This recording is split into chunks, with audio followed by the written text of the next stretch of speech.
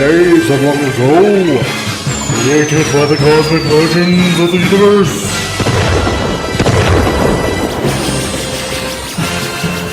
There stands one man, one great man, a man dedicated to preserving all that is good in pop culture. Loved by few, hated by many.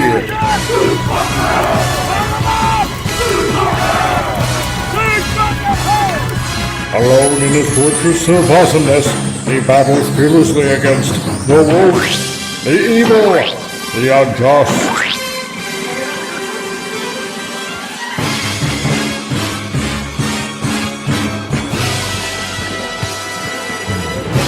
To right that which is wrong, to stand for justice, to serve all mankind.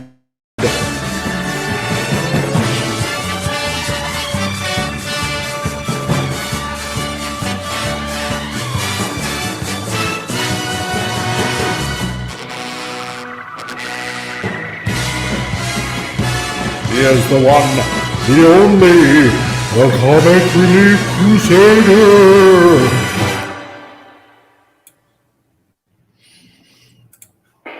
Hey guys, it's back for another Tuesday on a very titillating Tuesday, episode 41. Enter the Geekosphere.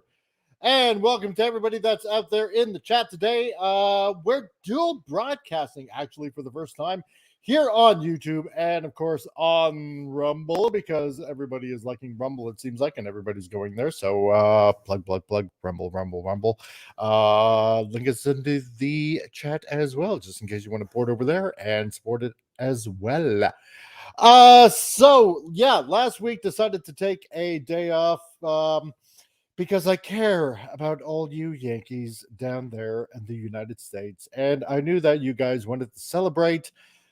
You ungrateful colonialists. So I decided to give you guys a break because I love you guys so much. America! So as we're up here in the Great White North Tundra in Canada, where we have Canada Day, on July the 1st, 4 days actually before you guys, we actually had a tornado going on here. Actually, about maybe 5 kilometers away from precisely where I was standing. You can catch that live stream. That was actually the first time I was probably that close to a tornado. That was nuts. That was crazy because it was starting to head south.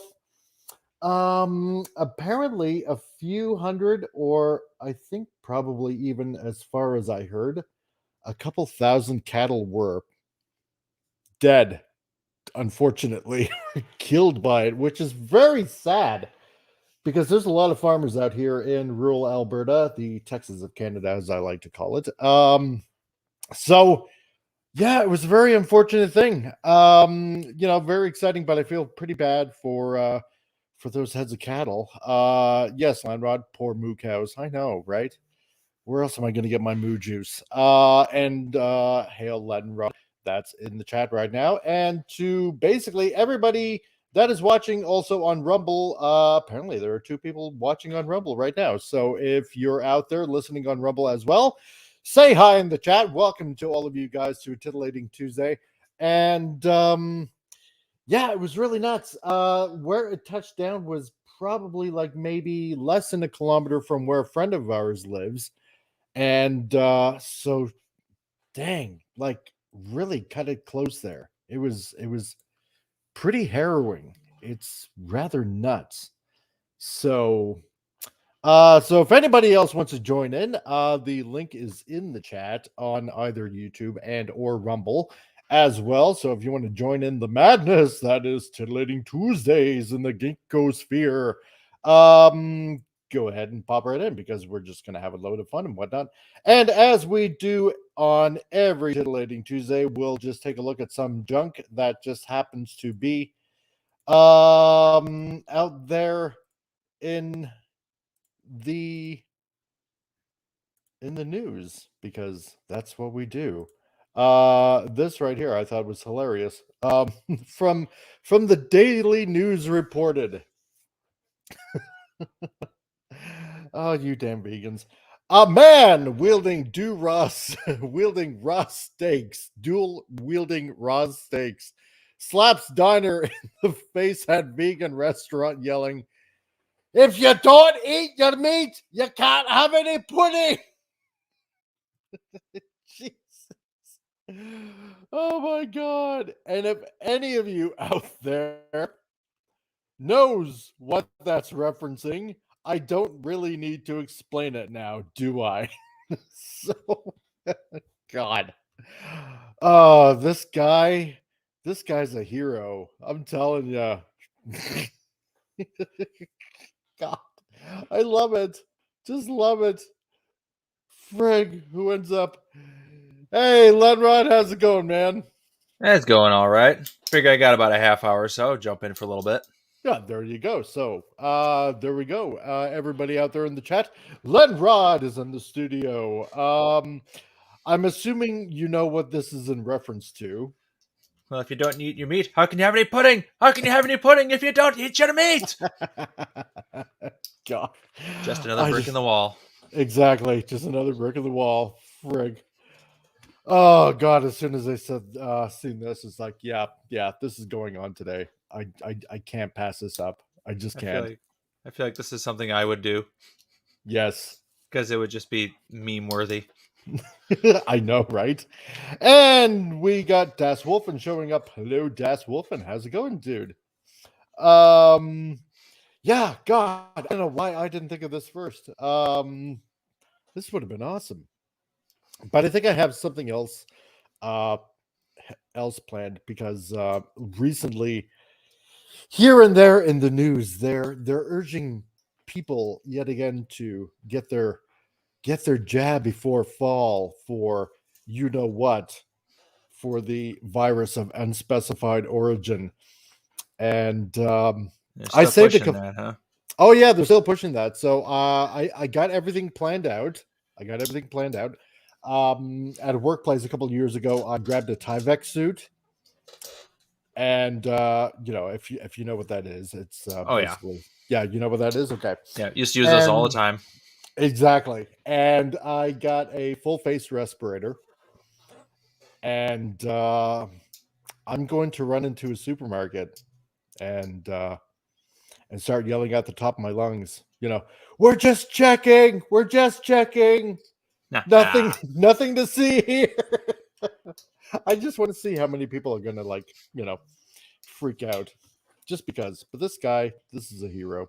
Love it. So, Best mugshot uh, ever. exactly, best mugshot ever. Love it.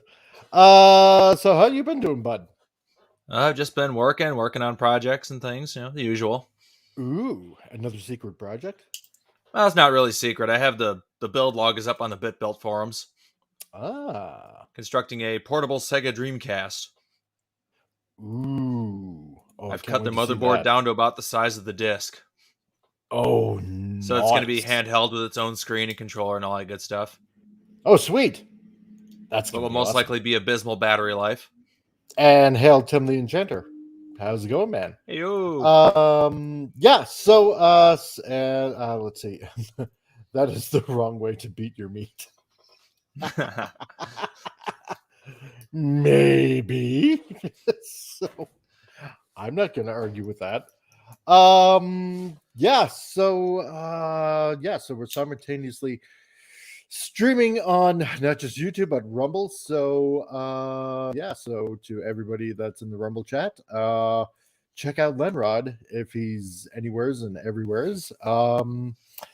And if anybody wants to join in, I put the link out there, and let's move on to some good news for a change. Yeah, I'm going to admit it fully and completely. I went to go see Dial of Destiny Indy 5, and I know a lot of people are going to be asking me why.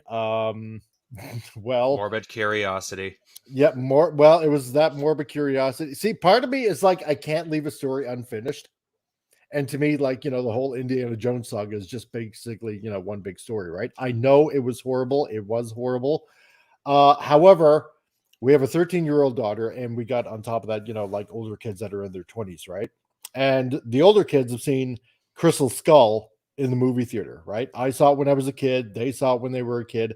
And so that just leaves our 13-year-old daughter. And she's like, Dad, I know this movie's going to be like, pretty bad, but I've never seen Indiana Jones in the theater. I know this is going to be bad, but I just want to see Indiana Jones in the movie theater just once. Doesn't matter how bad, right?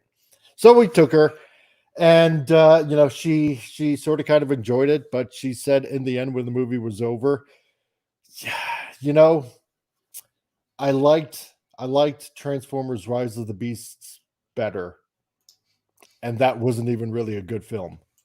And that was like a Ooh, literally like a 4 out of 5 or a 4 out of 10. So, that's rough. and hail Admiral Teague. Hey, what's going on, buddy? I'm really sorry about what happened last time you tried to come on. I have taken steps to make sure it doesn't happen again. Well, that's okay. Don't I worry about it. found. Thank you so much, and sorry. Yeah, it turns out that you can set this to make a doorbell sound. So, Oh, boom. really? Yeah, like there's a little ding. You have to look at. Hmm. That's the thing people don't realize. We only get to practice live. This equipment isn't set up to practice on. Nah, go figure. Yeah. So I took her this past Saturday to go see Dial of Destiny. And yeah, she said Rise of the Beast, Transformers Rise of the Beast was better, and that wasn't even really as good as she was hoping because, of course they completely mess up Wheeljack and a lot of other things. So, and hail to Pop Culture Republic. Oh, hey, how's it going? Yo. Well, I gave you guys a break on July 4th because I knew you Patriots would be celebrating. So now That's we're live right. now. Popping And off those fireworks. and we're also live on Rumble as well. At the It same will be time. your holiday soon enough. Yep, that's right. The Anschluss of Canada is on its way, my friend. Oh yes, I am hoping so. The 51st Yeah, Timothy and state. Chandler. You will be allowed limited self-government. This is what I'm hoping. We're Indiana going to Jones and free the you. Dollar Dysentery. The two next states are going to free Cuba and Canada from their Cuban dictators. This is what we're hoping. Dust Wolf, and yeah, the best part of Transformer Rise of the Beast was the end scene. Yes, I agree. It was yeah. That bad. Ugh, But it you know was that what? bad. If it all it had was that, it still had one more good scene than Indy. Wow. Yeah, true. So, Wow. and that was only Unicron. Stunning. So- How was the soundtrack? Because that was the one thing in the theater I was in, it was noisy. Well, I'm going to say this, okay? First of all, there was like hardly anybody in the movie theater, right? It was not packed whatsoever. Obviously, what everybody is reporting everywhere, it was not packed whatsoever. There's a lot of proof that that's true, yeah. Yeah, I mean, the soundtrack was, kind of typical indie. I mean, it was okay. I wasn't really exactly paying attention to the soundtrack much. It's a jaw in the lap the whole time, right? Like, no. Everything was, the leaks were true. All Yeah, of them. pretty much. And I was just basically, trying to pay attention to the whole storyline. Our son also went with us. He's like 24. And he's like, oh God, this is just such a crap movie. He said basically Indy was the sidekick. And that's true. It was completely true. That's Indy all was I've heard. essentially, Indy is essentially the sidekick. And it was basically her film, and that was that. That was it. So, but like I said before, Hell on a Shore and the Pursuit of the Boring Plot Device. That's Oh, not God. even that wasn't even a cool prop at any iteration of its. It looks like 3 different ways in the movie over the course of the movie. yeah. That's the fetch quest. There's little pieces missing from the Dial of Destiny. Every- Indy just has one on his desk or something. Every time I see Helena smile, and we got Tom all the way from St. John, New Brunswick, Hello, Hey, everybody. John. the Hello. classic leftist. Hey, everybody. Yes, and he's a longtime good friend of mine. So welcome, Tom. You are on YouTube and on Rumble as well, my friend. And right now we're just briefly talking about the Indiana Jones and Dial of Dysentery, or the Dial of Disembowelment, or Dial of Dumbness. I've yet yeah. to seen it, so I'm waiting to grab it offline. I'm not going to spend the money on that. So Yeah, no. A lot of stuff was missing in the cut I saw, like how he makes it from the motorcycle onto the train. We just used some John Williams music and some movie magic, and we play Indy's whimsical music. If anyone gets that, like we hear a lot of it in Last Crusade. It's like he's not quite got it together, and it's like the Indy Raiders March being played on like in a minor key on like more like childlike instruments in a more innocent way, and it's kind of bumbling, and but it's interesting. It's got a pizzicato, violin strings, and everything. It's like and then like it kind of plays while him and like Henry Jones are like Dad, you know, and it really adds an enormous flavor to that scene. So we know that John Williams can make a bumbling scene endearing. Totally. Could especially anything at 90. I just don't know if he could say anything could save what we've heard about this. So the things we've heard. Why? It's all true. All of it. Look how they massacred my Indy. Look what you did to my boy. It's like, but seeing how we've got that abomination out of the way, and there's really no other properties that they can possibly mangle up. Well, you know, yeah, This year, right? This year, at whatever's least. on the horizon. We're going to be focusing on a little bit of good news because I did like the first film, and everybody might like this going on, happening right now. So this from Bounding into Comics, it looks like Alita Battle Angel producer James Cameron confirms multiple movies in the works.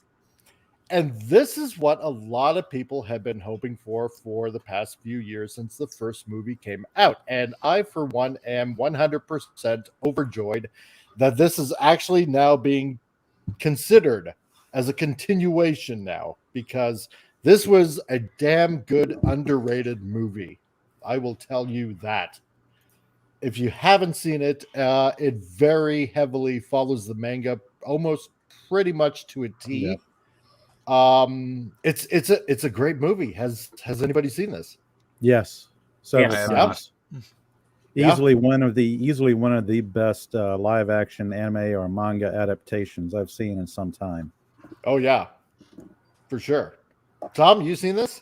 yeah, I have it on Blu-ray, and I agree. It is one of the best adaptations. Period. I mean, I've never seen, as we've seen many animes done live action that are, but this one did it to a T. I really believed it. Yep. Nice. So well done.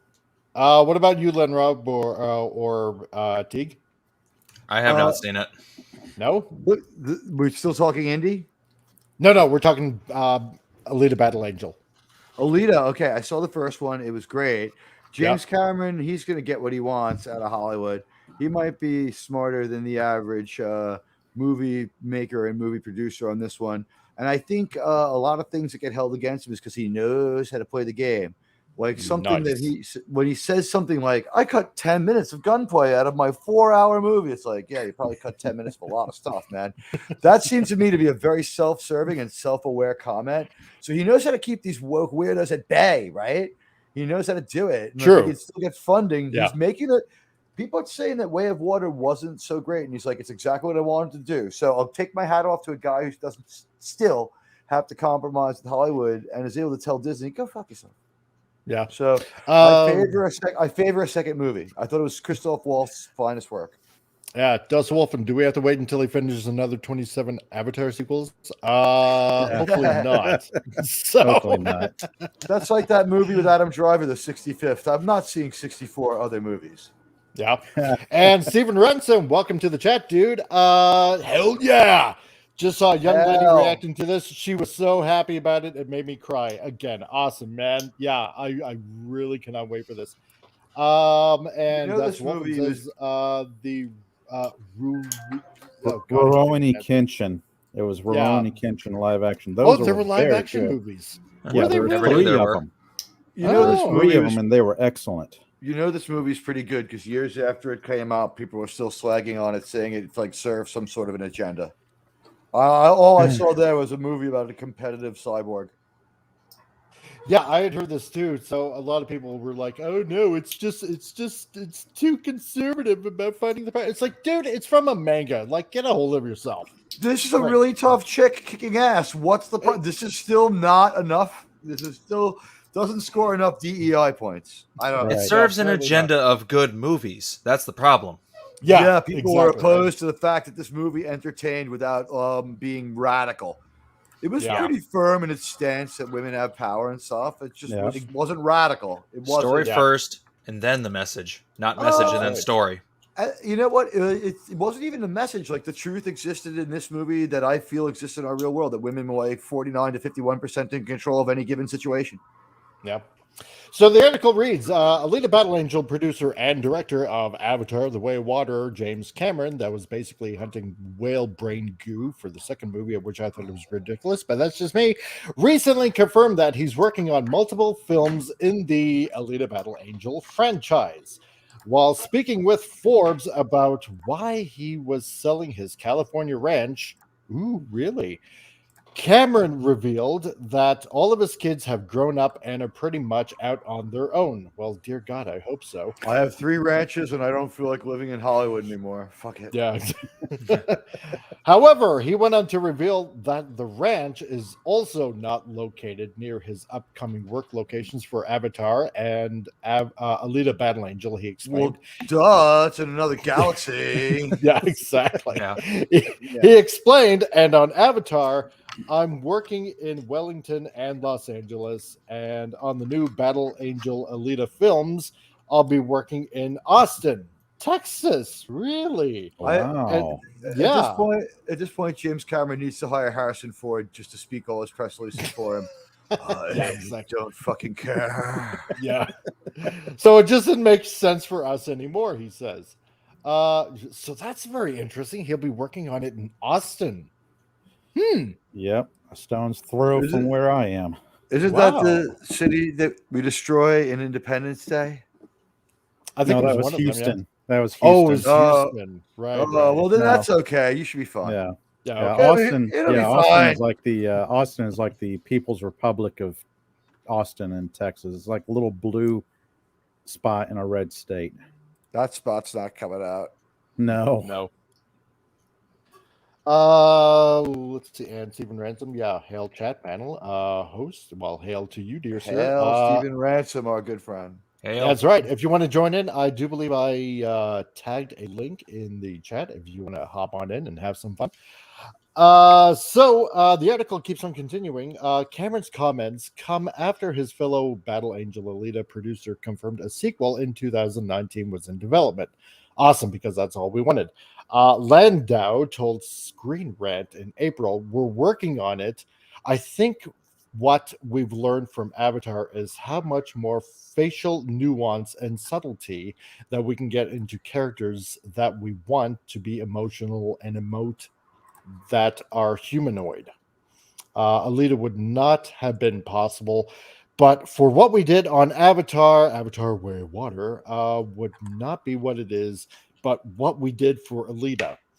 And now let's put that back and give it back to Alita. We're talking to director Robert Rodriguez. Oh God, say that 3 times fast. Yeah, exactly right. And talking to actress Rosa Salazar, and all is good, he revealed. Interesting. She won't get another body unless she does this movie. Exactly. We have control of this situation. The negotiations go well. So, do you want a new body? Excellent. Then you must play away, my puppet monkeys. Oh, this is going according to my plan.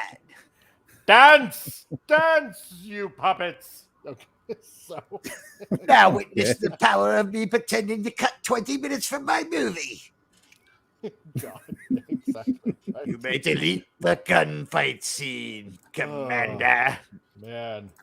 No, because I really hope it's going to be just as good, or if not, hopefully, dear God in heaven, better than the first. I mean, the first one, like a lot of the CGI was extremely, very smooth. I mean, it didn't look like most of the crap that you're seeing in movies today with all the CGI going on. There was an acceptance that some of it was going to be a little bit cartoonish, not in a bad way, animated. Yeah. looking. Because Yeah. I remember a lot of people were commenting in, about the first movie that, oh my God, her eyes are like so big. It's like, well, there's a reason why they did that, because they wanted Not to real. Yeah. hold it close to the manga and the anime as possible. Yep. And it worked. I think It it works. Yeah. Yeah. You know what? That movie took so much flack for so long, for such a long time. And like the people who love it, there's like an army of people advocating for the movie that, how bad could it really be? Everyone should see this movie and decide for themselves. I found it entertaining. Did it Yeah. drag a little bit once or twice? It might have. It's been a while since I saw it. Was it a 5-star movie? No, but it was like a 3.5, 4-star movie. It was good. Yeah, totally. I mean, really I good. enjoyed it. yeah. It really. Oh, and on the enjoyability scale, it's like Independence Day. Yeah, You can yeah, step it away was- from the story for a minute and say this was a very enjoyable film. Yeah. It was As fun. long as It it's was a fun, that's all that watch. matters. Yeah. Yeah. There's a lot to be said for that. No, my wife wanted to watch it several times, actually. So, which I think it has rewatchability. kind of surprised me, because I think she actually enjoyed it more than I did. Whoa. And I enjoyed it. You know what? It might have helped this movie a lot was the parts that were most animated looking and most, let's use the word fake looking, rendered the least convincingly, however you want to put it, seemed to be out of context to any human being around to provide real context. And when we saw Alita with people, it was a little more real. The sets seemed to be more real. They rooted you in a reality. And then when she's rolling around upside down and fighting and killing and destroying things, like, that is a little more far out. But for that movie, that seemed to be part of its meta. Yep. Stephen Ransom. Yep. Love her anime face. Exactly. It 100% worked. Yeah, it went right to the heart of the fans. Yeah. What do you think, Tom? Oh, I enjoyed it. Yeah. Yeah. Okay. Landau previously indicated there was a desire to return to the franchise during the December 2022 premiere of Avatar: Way of the Water. He told Deadline, well, there's a little film called Alita Battle Angel that we'd love to circle back and do a sequel to. We've been talking to Robert Rodriguez about that, and hopefully that comes to fruition. But yeah, you know what? Maybe get a different director after the last few things I've seen from Mr. Rodriguez. Sorry. Oh God, yeah, unfortunately, and some of the some real under-inspired Mando stuff. Isn't he kind of like not fired, but not going to work for Disney anymore? Right? Yeah, I half-assing Book of Boba Fett. I think, he pretty much fudged it right there. So when the actors outed him as being only about a week ahead of where we were. But then I have to wonder, how much interference did he get from Kathleen Kennedy? Was there any interference from her on? Not enough to make his buddy Favreau fight to save him. Okay. Yeah. There was quite a bit of interference from what I've heard from Kennedy and Rodriguez. Yeah, just do what you want, or I want this or I want that. And you know what? She interfered, but in the words of Darth Vader, all too easy. Like maybe it was like he wasn't like doing things that Favreau expected. He's like, I come back here and I see this crazy shit with these scooters. I expected you to keep the more of a level head than this. You really fucked me here. But this is also this last season of Mando doesn't speak to him being upset about it. It was as bad. No, this is also from a director that gave us Spy Kids and Shark Boy, Lava Girl, or something. He had been really good until then. Yeah, he did. Probably still capable. It was Sometimes enjoyable. It's just the money. That is all you can ask for a movie. Yep. No, it's true. Yeah. When asked how far away he was, he said, well, look, I never put a time frame on anything, but you guys will hold it against me. So, and from Dateline Hollywood, producer Landau gives an update on a little Alita Battle Angel sequel. So let's have a look. Are there any other films you're going to be doing aside from Avatar? Well, there's a little film called Alita Battle Angel that we'd love to circle back and do a sequel to, and I'm talking to Robert about that, and hopefully that comes to fruition. How far away is that? Look, I never put a time frame on anything because you guys will hold it against me. Are there any other films you're going to? Yep. Every Here we time go. you say Landau, you know, this deal keeps getting worse every time. This deal keeps getting worse every minute. Every Is he time you wearing see mascara? Landau, probably. Yes, I am. Oh, him. Yeah, probably. Every time you see Landau, an angel loses his wings. So. Landau system. Yeah, exactly. Oh God. System of a Landau. Oh God.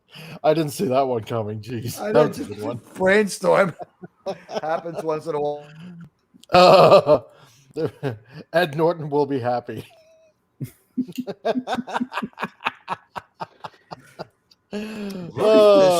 This is strange to behold this image, but it's from the movie, right? Yes, it is. Yeah. Okay. Okay. Now I have context for it. Yeah. Okay.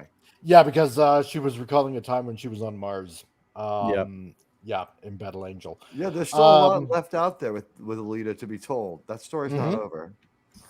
So the thing is, Battle Angel Alita, or see, because I'm always used to the manga title, right? Not Alita Battle Angel as it's called in the movie. So I always call it Battle Angel Alita. Earned 85.8 million at the domestic box office and another 316 million internationally for a global gross of $401.9 million. The film had a production budget of 170 million, meaning it likely lost money for 20th Century Fox, given the break-even point was 425 million. So yeah, so it did lose a little bit. I think probably because they kind of, I don't know, they either under-advertised it or just not a lot of people were familiar with the character. I think that's maybe a little bit of both. I think so. Yeah, if they hyped it up a lot more, they probably would have brought in a lot of manga and anime fans to this movie. True, but don't forget though, if you don't mind, people were burned though in the past with anime live actions. So a lot of people. That is true. Yeah, that is very true because Netflix is where anime adaptations go to die. Yeah, true. Death Note, enough said on Netflix. Yes. Yeah. Cowboy Bebop, enough said. Oh, actually, don't get hate for this. I actually didn't mind it. You didn't mind it? I didn't mind it, but yeah. But no, generally though, like I can go on. I just can't wait what they're gonna do with One Piece. I'm sorry. Oh God. Oh God, no, please. That does look horrific. What are the chances are this just ends up being a streaming project? It seems the worst possible fate, actually, because I haven't seen too many of them work out well. Yeah.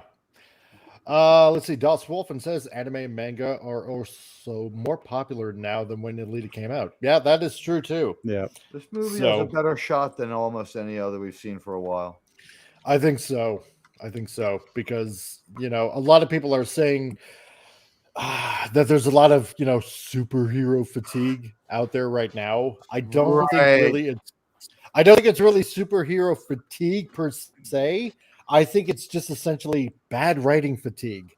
Exactly. Well, and here's the thing: was. Alita is close enough to being a superhero, but not quite. She's a well-crafted character. She's got some superhumanish abilities, but she paid a price for them. It's kind of like a good step down. It's like, all right, well, we got to get you off the superhero cigarettes. Here's some superhero nicotine gum. It's like kind of hits the sweet spot in the middle.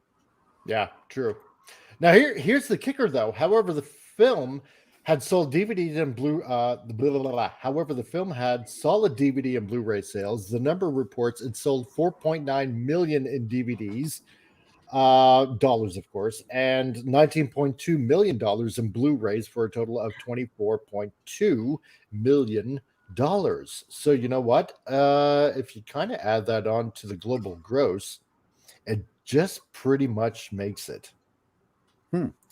When you almost look at it. Yeah, very odd. So for comparison, last year's The Batman film, another dark and edgy Batman film, like every other Batman film that's out there. Sold $3.4 million in DVD sales and another $12.4 million in Blu-ray sales for a total of 15.9. That film grossed $766 million globally. Well, think about it. The last people who didn't have their children tell them they'd just seen a darker, edgier Batman movie were born in the 19th century. Yeah. If you were 5 years old when, you know what I mean, like if you were 5 years old when you saw Batman 1943, like George Takei saw it in his Super Focus campsite. You know, you like then we get in 1948, the ultimate poverty row Batman movie where he doesn't have his own car. I love that one. Yeah. Oh yeah. Yeah, the one from what was it, the 50s or something like that? He just basically lives in suburbia America, you know, in Gotham.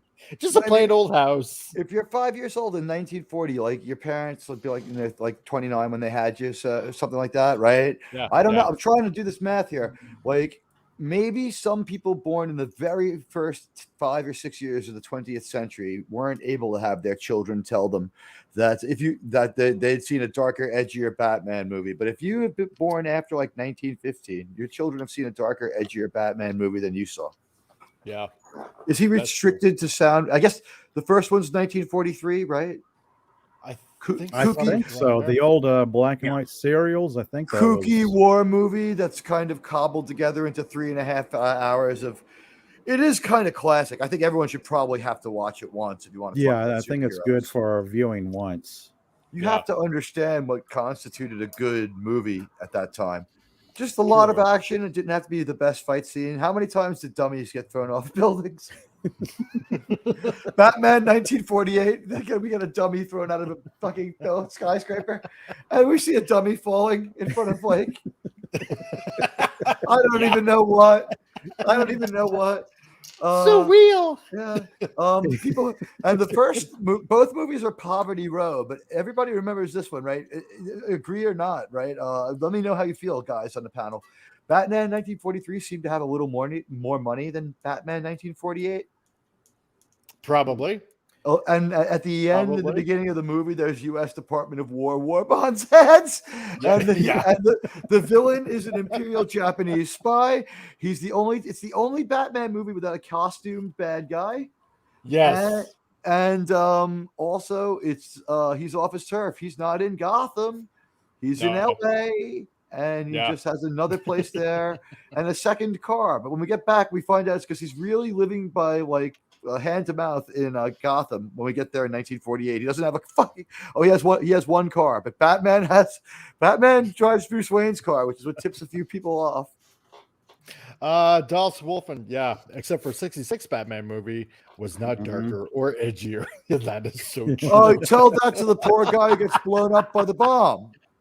You know, tell that to his family. He had children, you know. Bat shark repellent. No. Yeah. In the words of the bad guy from The Rocketeer, he may not have kept an honest book, but he didn't sell out to the Yahtzees. Bat shark repellent. Enough said. Yeah, they tried. Come on. That Batman paid a heavy price too. Loved it. Yes. Oh my God. Still the best Batman. Stephen Ransom says in 1948, Batman was what they were watching at the Playboy Mansion when they came up to the 1967 version. True story. Really? I believe it. Why wouldn't you? Yeah. Fucking Hugh was like, I remember this movie. I saw it when I was 30. Yeah. I had no idea. Really? Well, I mean, if you're going to watch something. He made it to like 96 or some shit like that, and he's not gone all that long. Wasn't he in World War II? I mean, yeah, true. Reading porn the whole time. God bless him. Yeah.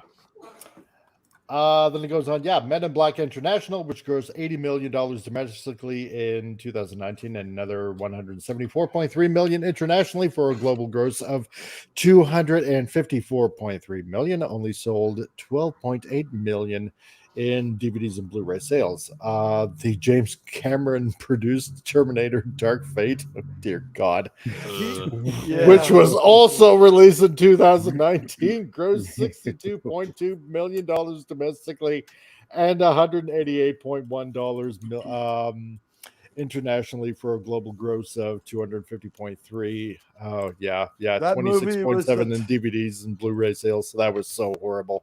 the Titan submersible of movie ideas. Yeah. Oh jeez. Oh. It was so bad. Too So soon. bad. Come on, Yeah. Jennifer Lawrence went down in that submersible and she was fine. We still have her. Yeah, exactly. I can reboot even the worst joke, ladies and gentlemen. She was the first. My next trick. Yeah. So, yeah, I'm really hoping that this actually pans out for a sequel. You know, Yeah. because oh god, yeah, the first movie was awesome. I have no complaints whatsoever about it. God, we just need some really good movies. People are angry that movies.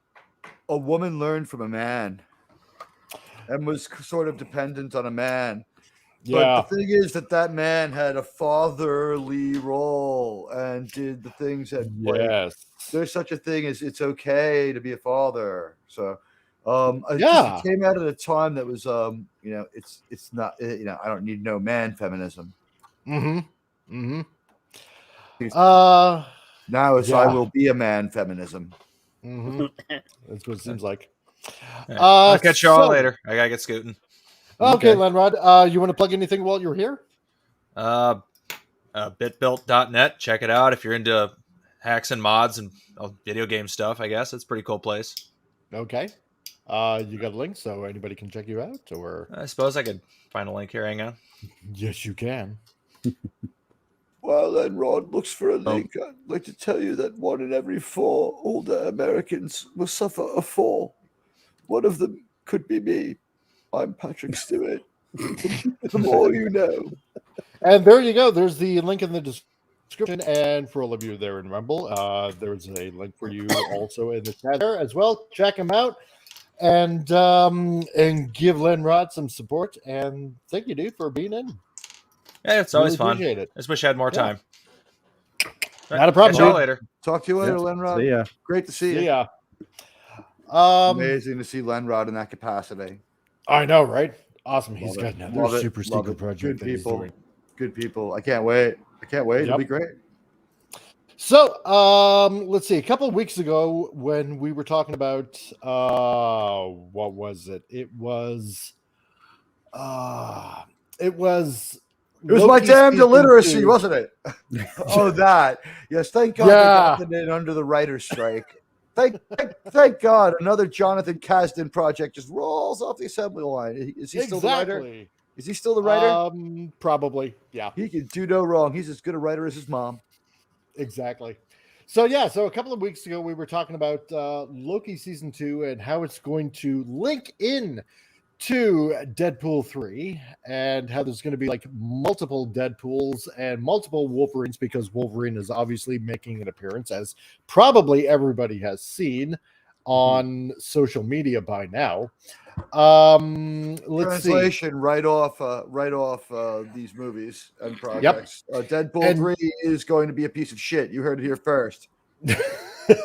God, I hope not. That's almost an expectation. Look who they're hanging out with. I mean, they can't look at Daredevil goes on one date with She-Hulk, and where is he now?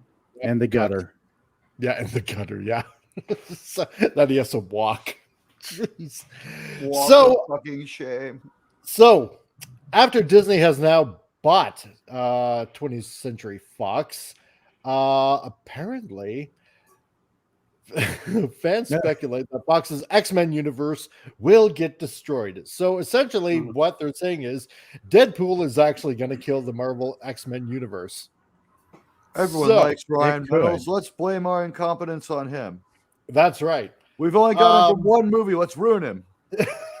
let's just get it done and over with. So pretty much. We need to meet shield our bad story behind somebody. Who is it? That's right. Yep. And I totally got to agree with Stephen Ransom. The Yellow Wolverine makes me happy too. Yep. That does. Yes. No one's wrong to feel that. No, true. So a new set photo from Deadpool 3 shows a destroyed 20th Century Fox logo, and fans are speculating it's a meta commentary from Marvel Studios killing Fox's X-Men universe. Oh boy, so this is going to be good. Scooper and YouTuber Sly Abdul shared the set photo in his speculation, writing, LOL, they literally about to kill the Fox X-Men universe in this. Here you go. Oh, look There at it that. is. Look at that. Look at that. Man. Leave it to Deadpool and a Deadpool movie to show this. In one sense of the word, I love it because, you know, in the previous Deadpool movies, he's always poked fun at Disney, like multiple times, right? Doesn't matter what it is, always poked fun at it. This is now in the other direction. You'll pay the price for your lack of vision. And Hail the Titan, how's it going, dude? He says, I bet Disney is regretting buying Fox. They have particularly no liquidity. Why can't I talk? Liquidity, yes. And their only profit is from the parks, and those are hurting now too. Yep, you That's are true. totally right. Yep. Because I've saw a number of articles a few weeks back about how they were hurting for money and trying to figure out what to sell off to finish their deal with Hulu. Yeah, exactly right. So as far as I know, though, Disney has only bought all of the Fox movies, Right. and I don't think really any part of their shows. So I think they only have the movie library catalog. So it's only what they bought, as far as I know. So, but yeah, there you go. 20th Century Fox. Yeah, Disney is essentially making it well known we're destroying that universe. So, or it's just Deadpool poking fun. I think it's probably either way. So, You know You really what, can't Mike? I would be surprised if they didn't find a way to have it both ways, as always. yeah, I think so too. So, others occurred with Abdul. One user wrote, "This is what Disney and the MCU does. They destroy things." Yeah. And another, well. yeah, and another. It's Deadpool kills the Marvel Fox universe. Oh God! So Waited a long Well, the Fox time for this. universe was dying on means- its own because I haven't seen the last X-Men movie. Didn't really care to. They were pretty much doing themselves in. yeah, saw the the- one with Phoenix. It was Yeah. I I just saw the porn version. Oh well, I wonder if that counts. I mean, prawn. I'm sorry, Mike. Well, you can say it on this channel, especially see now we're on Rumble. Everybody wants to check out the Rumble channel. Oh, you're rumbling. I'm rumbling as well. Yes. I'll rumble Cool. for you. Okay. Thank you, my dude. I appreciate it. So in response to the leaked photo being shared by the X-Men Update Twitter account, one user also shared that the Fox X-Men universe will be getting destroyed in the film. RDB tweeted, yeah, the Fox universe is getting destroyed, literally, huh? Followed by, yeah, so the Deadpool kills Fox universe story arc. You know what this also means? It means that Fantastic Four as well, because that's part of the Fox, or was part of the Fox quote-unquote mutant universe. That's right. You know? So that means that 2015 Abomination Fantastic Four movie that Fox put out, remember that one? With, what was it, with Jamie Foxx? Was it Jamie Foxx that was also in it? Yeah. I want to say so. Yeah. Yeah, that's getting totally destroyed. Thank you, Jesus. So Yeah. it was so bad. Oh my God. I can't believe I watched it. Jeez. Stephen Ransom says, yeah, I hope Mr. Fantastic is up for the stretch. Ooh. Ooh. You naughty boy. Cheeky. But yeah, so this set photos surfaced after a report from the Hollywood Reporter noted that Jennifer Garner would reprise her role as Elektra. That's pretty interesting. I've been hearing this as well. She portrayed the character in the 20th Century Fox's Daredevil film in 2003 and the 2005 Elektra movie. You know what? I'm going to have to say I didn't actually mind the Ben Affleck Daredevil movie. I know a lot of people don't like it. I didn't mind it. It was. I don't remember that Watch much the about it. director's cut. Wasn't that offensive? Yeah? Is the director's cut better? Much better. The Oh, director's okay. cut is much, Really? much better. The Yes, movie yes. check that out. itself, the movie itself flies, just not very stably. Yeah. There we go. And adding to the stream, we got Jennifer Santa Jr. What the actual? Oh goodness. Okay. Well, Wow. okay. Who the fuck That was that? That is somebody that is entirely banned from now on. So, It's the multiverse. What? Anyway. yes.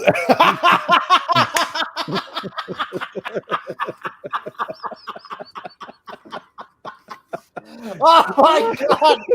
That was Sudden disbelief here, ladies and gentlemen, at Fenway Park. perfect. That was Sudden disbelief. Oh, oh that my god! that was perfect timing right there. Oh, that was Ball perfect. went comedic between timing. his legs at first base, and the Mets have won this game at Fenway Park. Oh, See right geez. here between the wickets. There you go.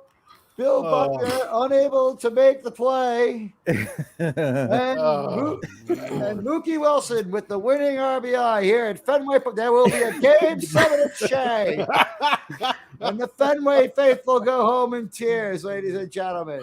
oh Lord. May have to be a little bit judicious with the posting of the link. May have gone a bit too far in a few places. Fuck it, we already got away with it.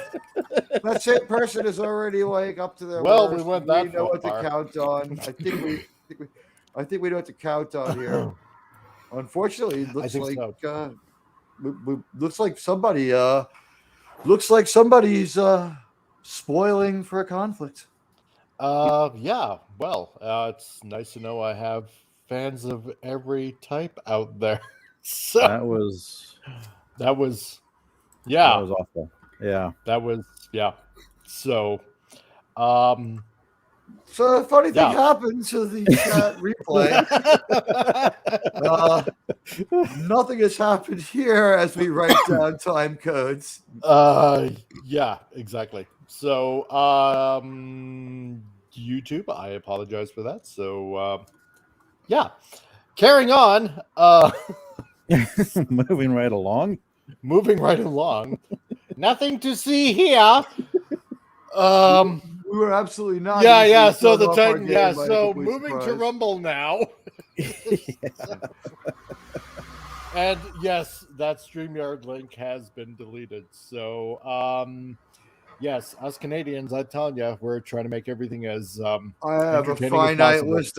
I have a finite list of suspects who would do something that fucked up. I'm thinking somebody with a finite hint mind. Anyway, Yeah, someone who lives So- in Mordor.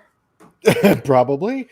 So yeah, so I didn't mind the Daredevil film or the Elektra film. I mean, it was okay. It wasn't the best. So yeah, so I didn't know that there was a director's cut. Tom, I had Daredevil. Yes, there is.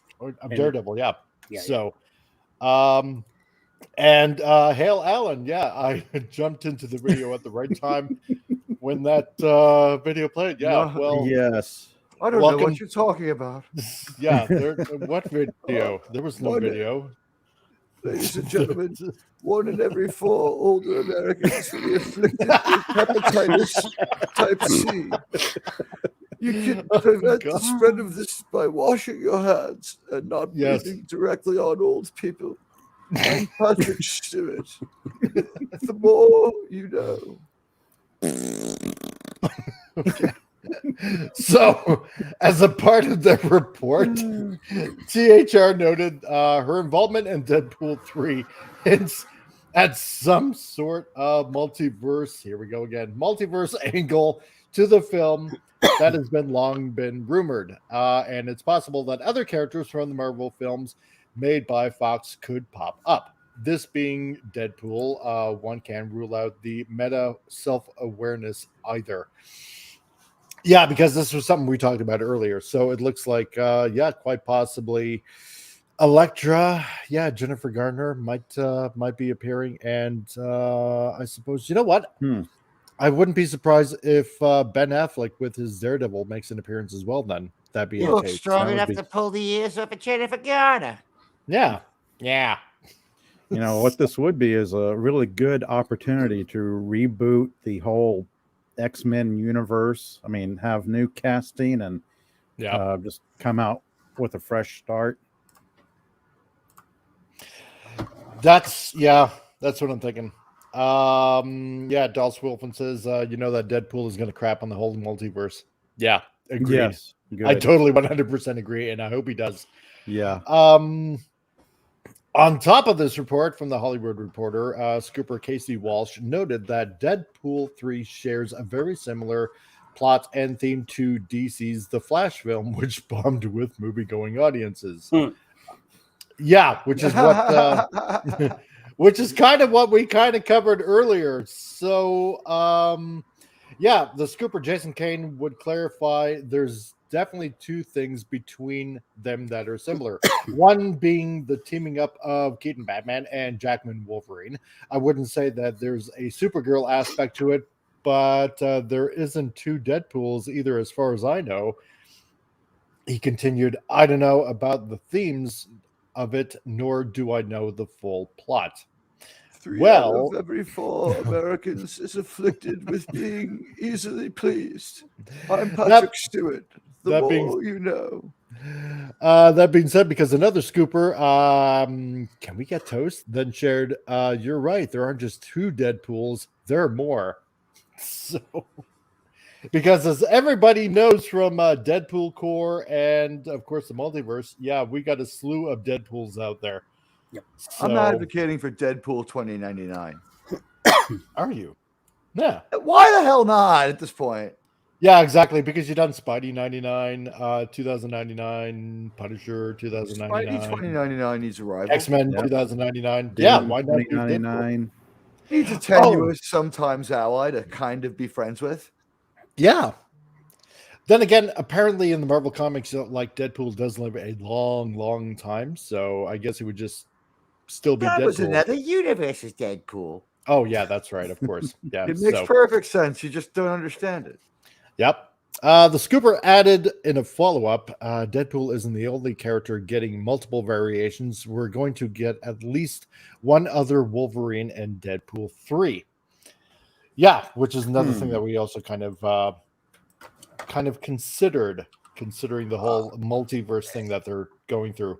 If I'm Rob Iger, I'm like Grand Moff Tarkin with Kathleen Kennedy. It's like, I'm sorry, with the people from MCU. It's like, are you sure you can handle my characters? I'm taking a terrible risk allowing you to have them on your stupid fucking show.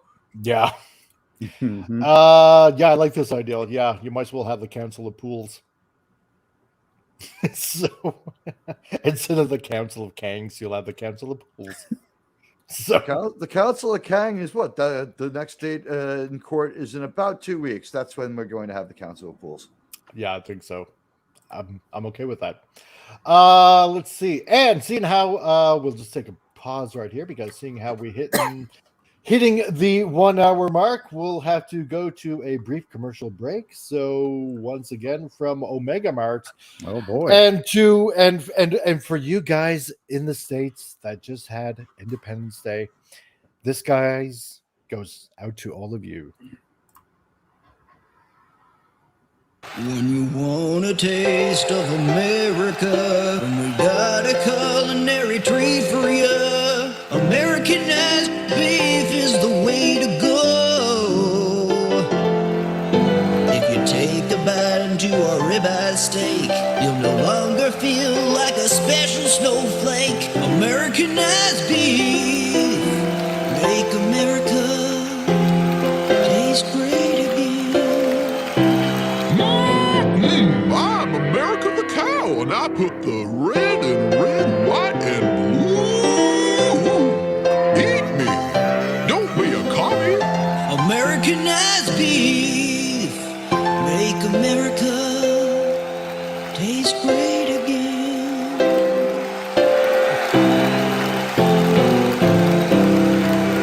Only at Omega Mart.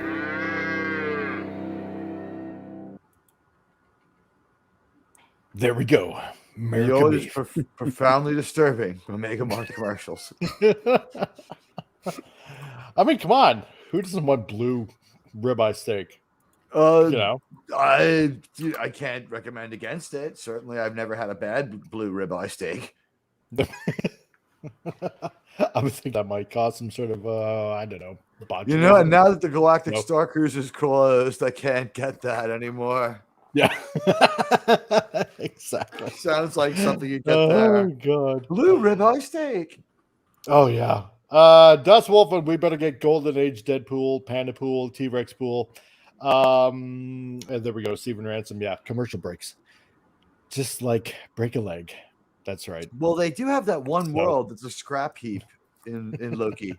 They have that one world that's a dumping ground for failed continuities, and I think that's where they'll see them, because I think they want to hive them off from what we see in the movie as strongly as we can, because we've seen that Loki show. Yep. Avatar: The Way of the Blue Steak. That's right.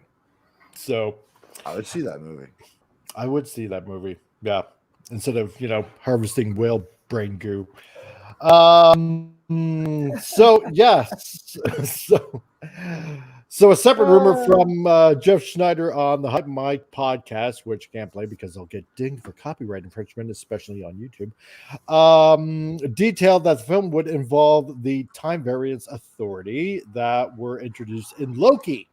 He explained the highly immoral Time Variance Society. Yeah, exactly. Right. Let's just delete people and not tell anybody why and keep it simple. Not even people. We're talking entire continuities of galaxies. Exactly. Right. Entire universes themselves. See how they do it. Yeah. Watch it live. So what could possibly be the moral implications of that? They feed it to a monster. Yeah. He explained the rumor on the street is that Deadpool 3 is Deadpool sort of taken on the Time Variance Authority. And so, as a result, I hear Owen Wilson's Agent Mobius and Tara Strong's Miss Minutes will be in Deadpool 3. Yeah, because we talked about this before. So, yeah, I know. What is the point of Miss Minutes? She's just an animated character. Like, why? At least I'll get the senior discount at the cinema. Other set photos showed Hugh Jackman's Wolverine fighting Wolverine's Deadpool, so we do get that. I remember after World War II seeing him play Wolverine for the first time. It's quite pleasing. It's like, wait a minute, Ryan isn't. He's using. Oh my God, he's using gear. He doesn't do his own stunts. I'm heartbroken. So. I still do all of my own stunts. Oh, yes. Yeah. I sat on the commode on my own on season 2. It's something I haven't done in many years. Oh, man. So the original Deadpool Kills the Marvel Universe comic run, actually, that was kind of fun, was a 4-issue series written by Cullen Bunn and illustrated by Dalbor Talajic and colored by Lee Longridge. I can't speak today. I don't know what it is. The story saw Deadpool taken to Ravencroft Asylum by Wolverine, Cyclops, Storm, and Professor X. There, Deadpool is treated by Dr. Benjamin Brayton, who is I've always seen that Professor X as a bit of a kindred spirit. Yes. Who is really Psycho Man in disguise and wants to imprint his will on Deadpool in order to take down the heroes of the Marvel Universe. Yeah, actually, it wasn't too bad of a series, I must say. So, just to see Deadpool killing everyone. So, The treatment backfires and Deadpool ends up killing Psycho Man. However, while the treatment ultimately fails to bring Deadpool under Psycho Man's control, he does eliminate a number of voices in his head, only leaving one bent on destruction left. Listening to this voice in his head, Deadpool sets out destroying the Marvel Universe, beginning with his fellow inmates at Ravencroft Asylum, the Fantastic Four, and the Watcher. Ew. The Watcher. It's, of course, something that I myself enjoy doing. My wife likes what I watch. So I wonder if they're going to probably, I don't know, take this kind of road. They're never going to get near this. These two movies are going to suffer because I don't know if Disney knows how to commit to having a violent movie.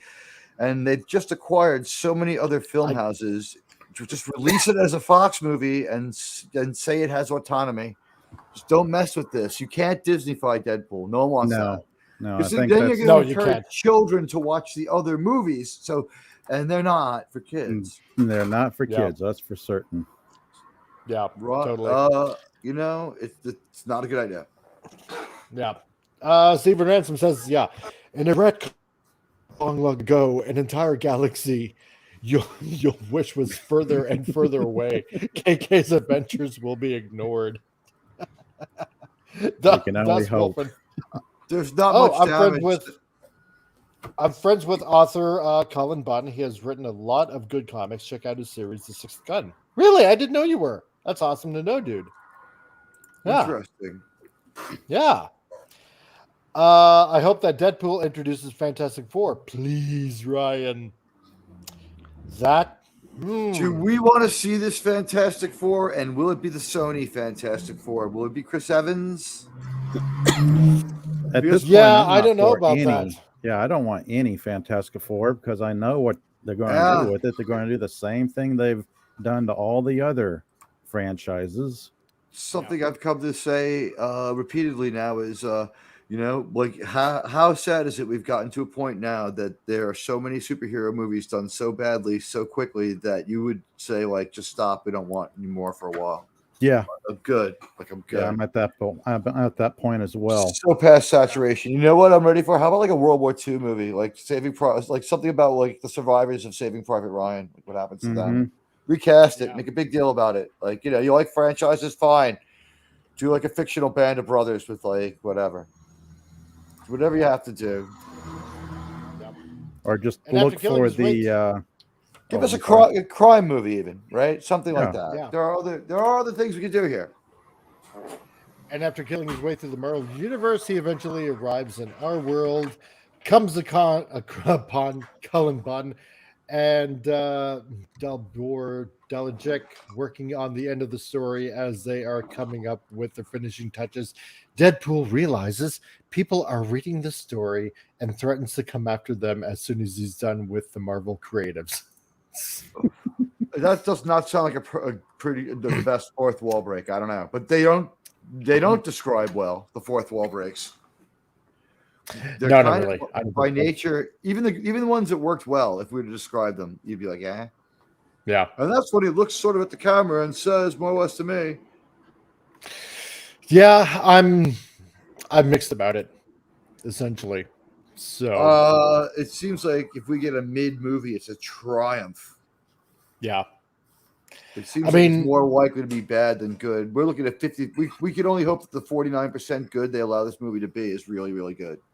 I mean, we got a touch of Mr. Fantastic in the Doctor Strange movie, Multiverse of Madness.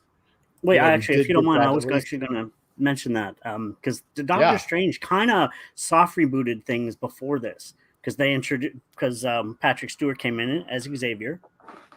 Yeah, for Doctor Strange. Did an excellent job. and it was interesting. And then they brought in whatchamacallit, Mr. Fantastic. So they loosely introduced it in Doctor Strange. So will they continue that here or just totally hard reboot from the start? But either way, I think Ryan could do it. So I think so. I'd rather have that Mr. Fantastic. The Mr. Fantastic in Wanda and the Multiverse of Multitudes merely basked in the light of my performance. Really? And certainly one hope of the you're other right. rumors, actually, if you don't mind, if one of the other rumors for Deadpool is, was it Donna Keenan? That's the one who played X-23. They're saying she might show up in it as well. Really? Logan. Yeah, reprising that role. You'll take her down with you. Yeah, exactly. I don't know. I don't know if I want to see her again. I mean, I'm not saying she was bad in the Logan movie. She wasn't. I know they were just essentially trying to introduce X-23. Yeah. That's X-23, right? Yeah. Yes. She'd be older now, though, too. So you're going to get a more defined. So I think it could be interesting. So. Yeah. Professor X stands for extremely handicapped. Yeah.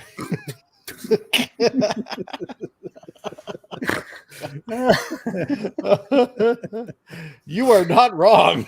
So Dust Wolfen says, yeah, it would be awesome to see Sony FF again. Not the ones from, Fantastic. Yeah, from the Fox Fantastic. Or actually, which Fantastic are you talking about? Are you talking about the 2015, Don Boogle? Or are you talking like, the two that we got from the early 2000s? So, yeah. But no, I think they cast that. Oh, Frank, I'm trying to remember his name now in Multiverse of Madness. I liked him as Reed Richards. Krasinski. Yeah, I liked him as Mr. Fantastic. That was actually, I thought, pretty good casting for that. It's a young boy.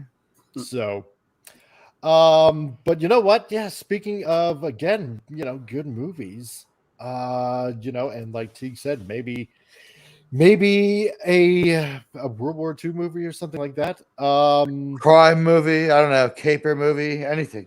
Yeah. Well, I mean, this has been going around. This Jim Caviezel movie, The Sound of Freedom. Okay. Because of what's been going on Twitter and on Facebook, like on every social media, immediately, like the first week or the first at least 2 weeks of this movie coming out, it beats Indiana Jones 5. Beats it. Yes. And a this small independent movie beats a big franchise movie. Yep. And this had like, what was it, about a $17.2 million budget to make this movie? And with very little media too. So yeah. Very little media pushing it. Exactly. And now all of a sudden, like MSNBC and what was it, like like other mainstream media news outlets are saying, oh no, he's just a QAnon a conspiracy theorist and stuff like that. It's like, we know child trafficking is going on. CNN and all of them are saying, "Oh, it's conspiracy." Like, what? Yeah. Here's the thing. This is going back and forth every day, from what I can tell, between Indiana Jones and Sound of Freedom, as far as being the number 2 movie behind Insidious: The Red Door. So they're not even fighting it out for first place. Insidious: The Red Door seems to be number 1 for several days in a row. Just did a little quick Googling. Don't hold me to this one, but that was a little quick Googling. But here's the thing: it was never supposed to be this close. Okay. And you say whatever you want. Like Jim Caviezel is just, again, it works both ways. Jim Caviezel is just some guy in a movie. He can have, he has the freedom of speech in this country to have a weird opinion, if that's what you want to call it. Some people might not agree with him, and some people might agree with him, but he's allowed to say it. I believed him as an actor in a couple of movies. He's been in one too many movies where he gave a good performance for me to write him off. Yeah. So I believe in context of telling us about a movie, I believe him, and in context of giving good performance, I believe him, and in the context of this looks like, don't write me any letters here. I'm not hating on this. I'm actually praising it. What I'm saying is, like, it looks like we did 2 things here that the other movies weren't willing to do. Is one, this is the movie you paid to see. Yep. This is that Indiana Jones movie really wasn't. No, true. I don't consider that an Indiana Jones movie. No, that was a very strange and not very good movie. No. This movie is it's safe. It played the game of safeness in this way. My God, they told you what you were going to say. You saw the movie that you went to see. You did in fact see a movie called Sound of Freedom that was about what they said it was about. And just like Harrison Ford's political views, Jim Caviezel's political views didn't really have any effect on anyone's ability to enjoy this, as is being shown by the fact that they're fighting it out to be number 2. Swimming in Jennifer Lawrence's wake. Is that Insidious? Right? not at all. Insidious, the Yeah. Red Door. Isn't that Jennifer Lawrence? I believe so. Yeah. And I want to say hail to Joseph Dredd that just dropped in. How's it going, dude? Nice that you're here. Hail Joseph Dredd. Great to see you. Yeah. See, the big thing is this is a true story. This is a 100% true story.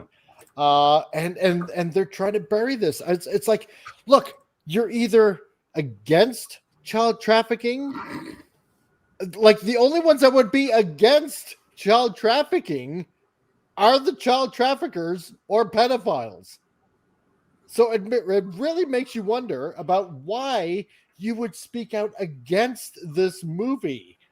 Because, if we're all supposed to be caring about children, shouldn't we just essentially be all for this movie? Especially if it's a true story. Yeah, nothing exactly you can support there. I mean, I don't get why people would be apprehensive about this movie. Yeah. If you watch The Mandalorian, you certainly have seen Pedro Pascal use his freedom of speech to say equally extremist things. So why not Jim Caviezel? Why should he be singled out? People are allowed to think what they think. I mean, we appreciate that you would come by and listen to us, but like we're the last ones to try to program you. We're like reacting to this. We're like you are. Like, so what if Jim Caviezel might have, to what some people seem to be weird beliefs, he actually still has ability to deliver a really good performance. You know who else is weird? Exactly. Tom Cruise has some weird stuff that he believes. Yeah. He can still make a good movie. Yeah. Well, the article here, Jim Caviezel responds to the critics attempting to lampoon Sound of Freedom. They're scared, he says. Actor Jim Caviezel, who plays Tim Ballard in the Angel Studios distributed Sound of Freedom, recently responded to critics who are trying to lampoon the film. The film has come under attack from Miles Klee at Rolling Stone, of course, who derides the people he allegedly saw the film with the theater's writing. The mostly white-haired audience around me could be relied on to grasp, moan in pity, mutter condemnations, applaud, and below amen at moments of righteous fury, as when Ballard declares that God's children are not for sale. Is that a little bit of ageism in there? That's like, oh yeah, I think so. Yeah, 1 in every 4 older Americans would go to see Sound of Freedom. They were entranced by what they clearly took as a sneering expose. Not even the occasional nasty coughing fit, and we had no shortage of those, could break the spell. Oh my God! Just putting Fear of the Coov into the review. Oh yeah, might as well, right? These old people might be sick. Not only does Klee go after moviegoers, but he also attempts to tear down the film. As implausible as the movie is, it invents the finale where Ballard journeys deep into a jungle alone to pluck a girl from the clutches of guerrilla militants, which he accomplishes by posing as a doctor distributing cholera vaccines. One wonders if it was extreme enough for Caviezel's liking. Oh, Caviezel, yeah. I'm always having trouble pronouncing his last name. They don't have Italian people in Canada. I understand. Yeah, I know.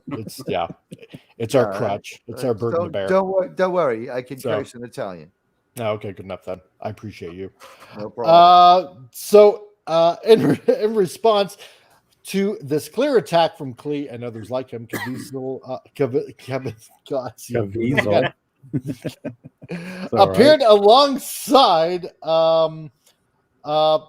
God, damn these names. I've not seen this movie, but like, here's the deal: like, it's sort of like a crime story, right? It's sort of more or less like he's a good cop, right? That's the idea here. He really is like some sort of badge holder staked in on saving people. Yes. Mm-hmm. Okay. Yeah. Yes. As far as I know, he worked for the CIA. Actually, no. It's based after the gentleman. His name is Tim Ballard. He worked for the Department of Homeland Security. and he Yes, used to that's what it investigate pedophiles and stuff. He And still has yeah. he had a badge and stuff like that, right? Yeah, yeah. He was, Yeah. he was really with law enforcement. All right.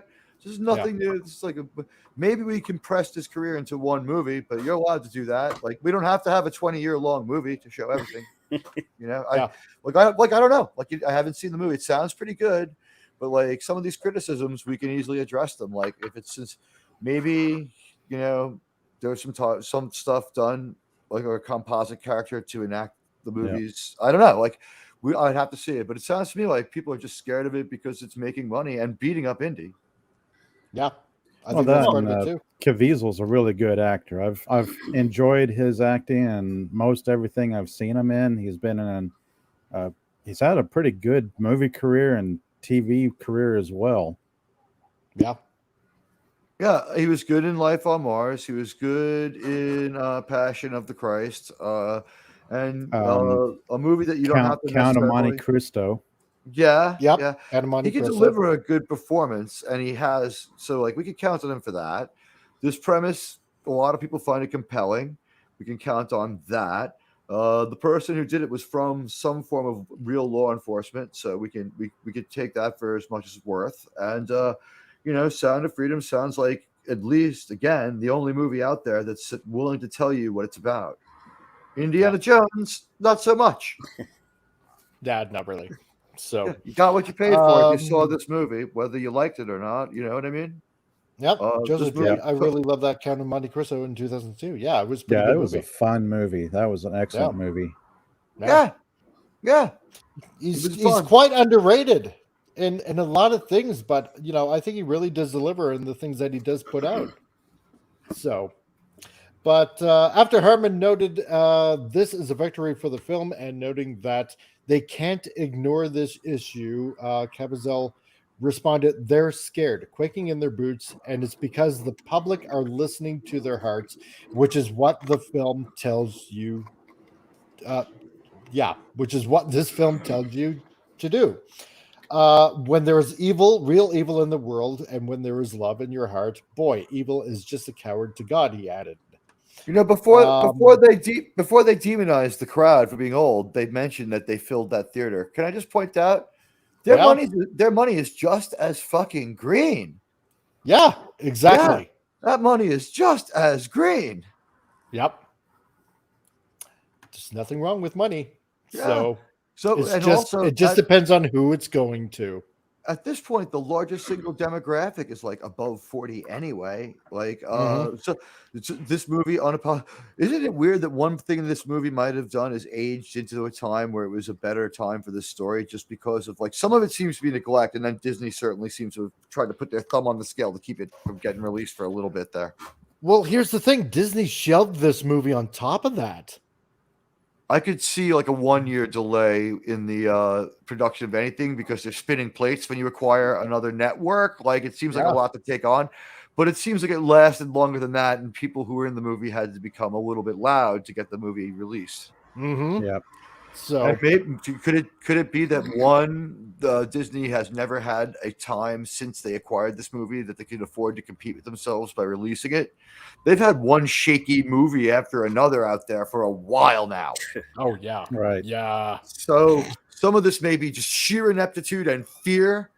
Like, who knows of and who knows of what? Well, this is what I've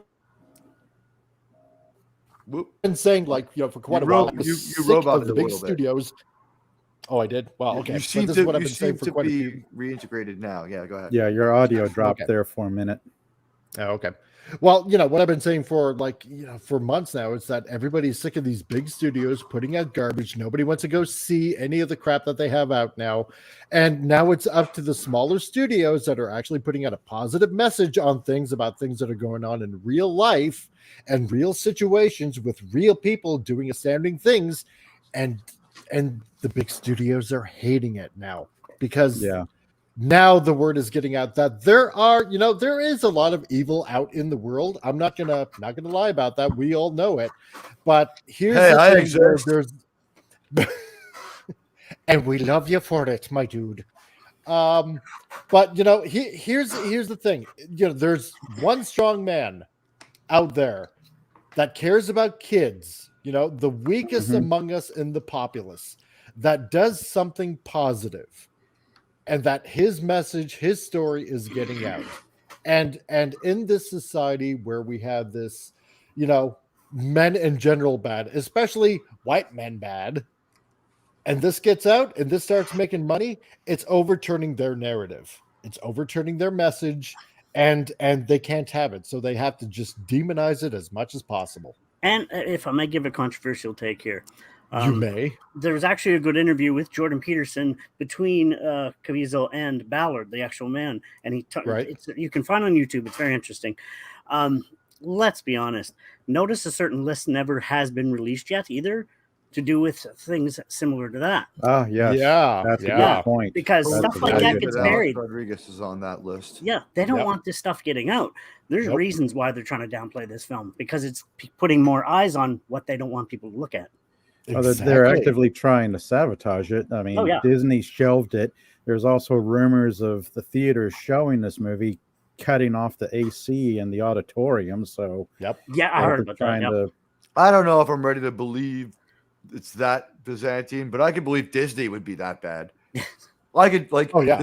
the Disney part. I'm there. Like, I've experienced it firsthand. I've seen them braze and attack people for like messing with them, and they don't seem to have like a graduated level of attack.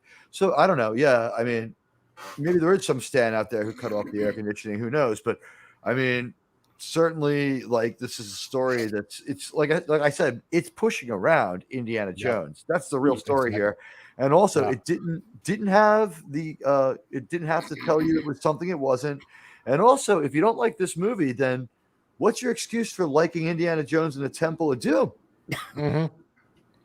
Same And- story, right? And like Joseph Dredd says, yes, and I forget to mention this every once in a while, whether you're on Rumble or on YouTube, yes, please smash that like button, like Cavazel smashes pedos. But like I said, and I'm going to be doing a video on stuff like this here soon, because we got to protect children. Let's be honest, and because in a society where we're having drag queens reading to children, we had so many other things, and this, they say human trafficking is one of the richest crimes out there. It makes billions a year. And that's why these companies don't want this eyes on it. And there's people within the industry that don't want the eyes on it. Yep. I mean, being in a border state, Texas, we see it here every day. It's a daily issue, and every so often things come up where people, unfortunately, young children are found passed away because they're either left behind or some issue that happens, and it's unfortunate. Man, oh man, that's a shame.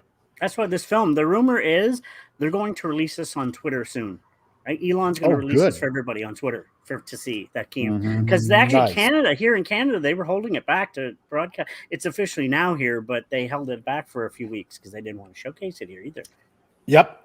It's actually showing in one theater in Calgary. Only one theater in Calgary. Wow. And actually, I just found out last night that they're going to be showing it in a town near here that's about 20 minutes away. They're actually going to be selling advance tickets for this movie. They're going to be putting it out, and a lot of people are like, thank you very much. We want to see this movie. Yeah, they're making it hard to see, but yet you can still see the Flash, who nobody wants to. Anyway. So, yes. Anyway, the box office is in, by the way. The drop on Indy is 55%. Oh, wow. Damn. Is that according to the numbers? Oh. Burn, this is baby, what burn. I'm getting this. I Googled US. The Google search term, ladies and gentlemen, was US box office 7/11/2023, or in Europe, 11/7/2023. Let me translate that into European for you.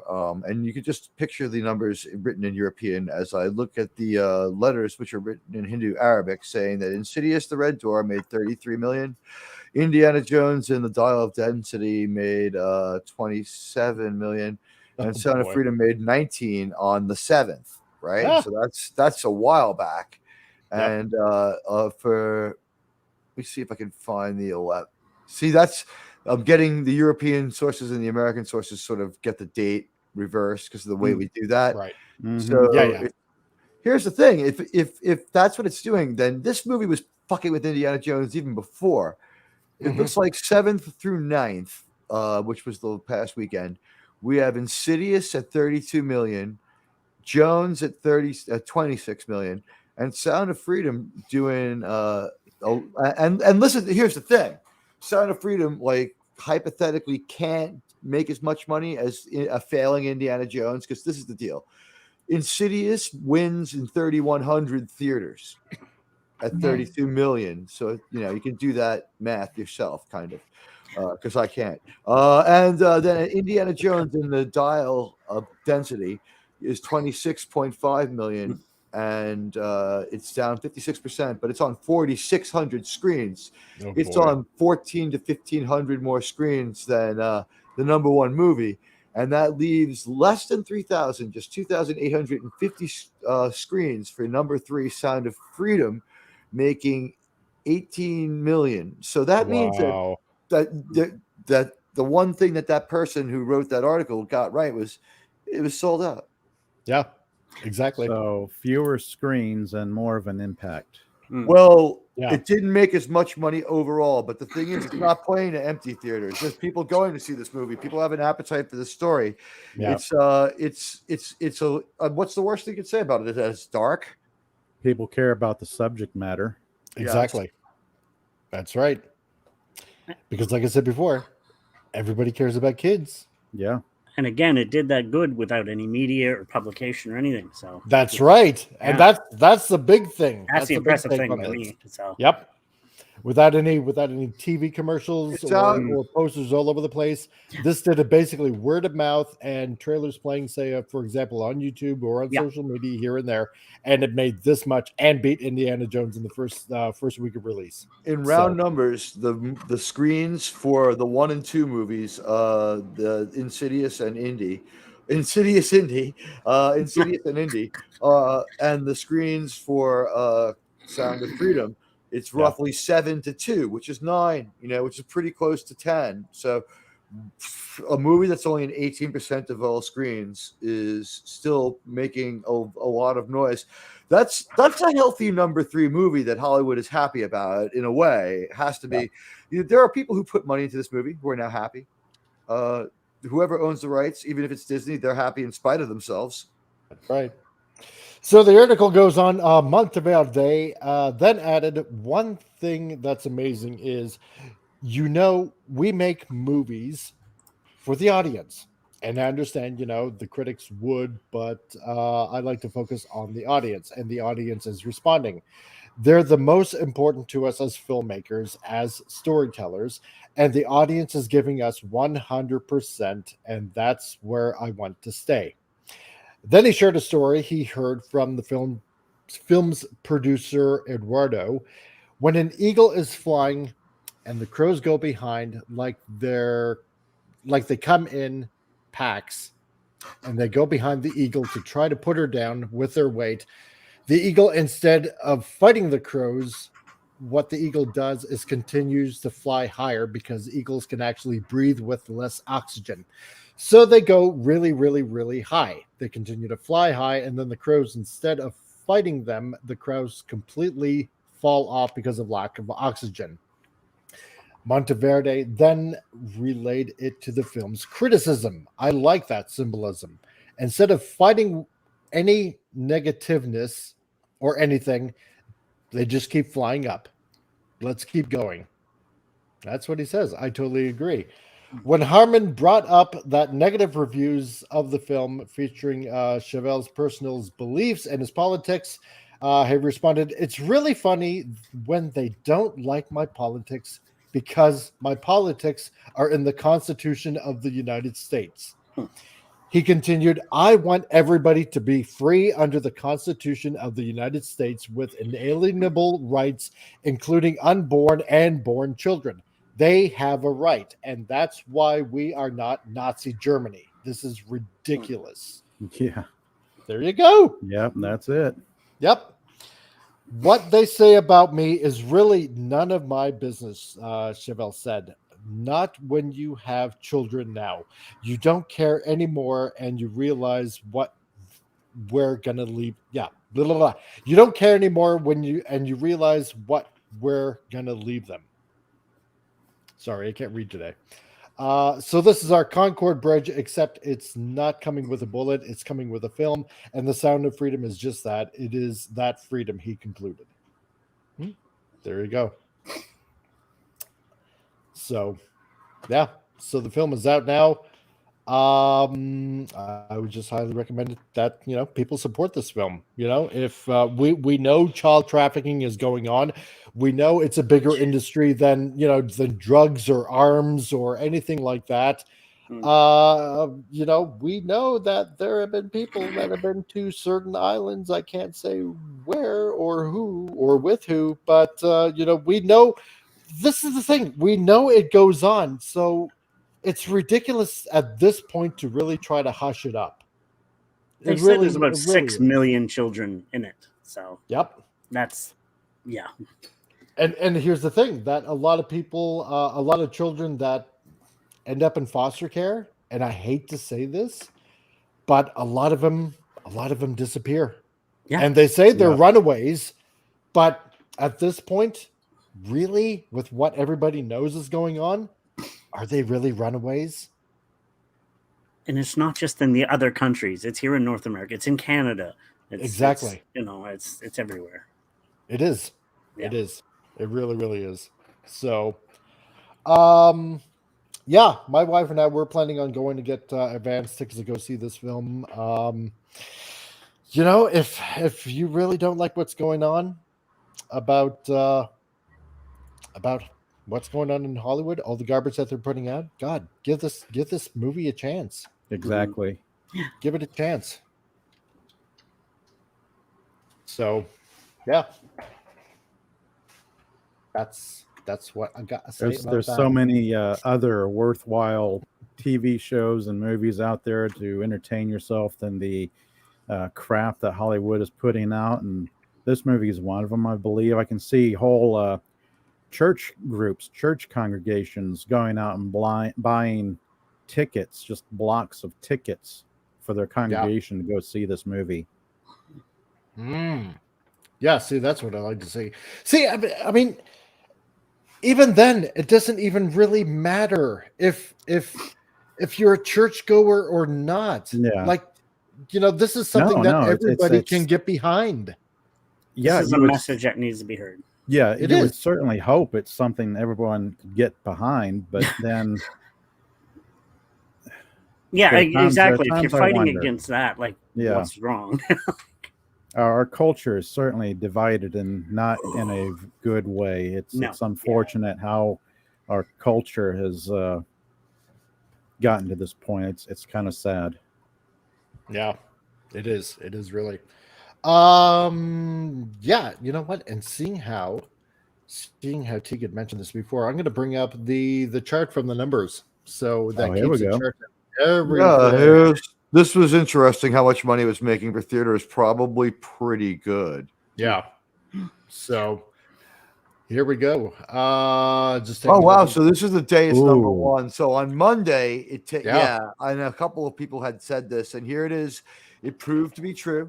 People were saying it and getting in trouble for saying it, but Sound of Freedom, with its best single day, I guess, at 4 million that day. Yep. In Indy at 3.5. So, when we're talking numbers like this, 3.5 million and 4 million, there is kind of a big difference. I mean, that's 1/8. There is. I would take $1 more for every 8. I believe I'm doing that right. I'm not Mexican Iron Man. And then that's Insidious. That's Insidious. Then down 62%. Now, is that from last Monday or is that down from its peak? I think from its peak. Okay. I'm pretty sure. Yeah. Is that an 82 or a 62? That's 62. My Lord, but the number next to it is even higher. Yeah. Percentage last week.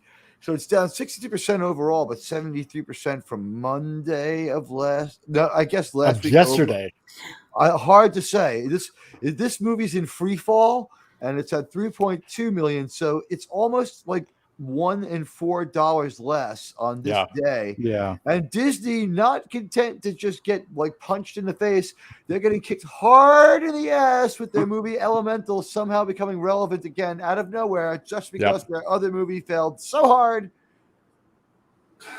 It's pretty sad. I mean, Sound of Freedom is beating out Insidious, Indy 5, Elemental, Miles Morales 2.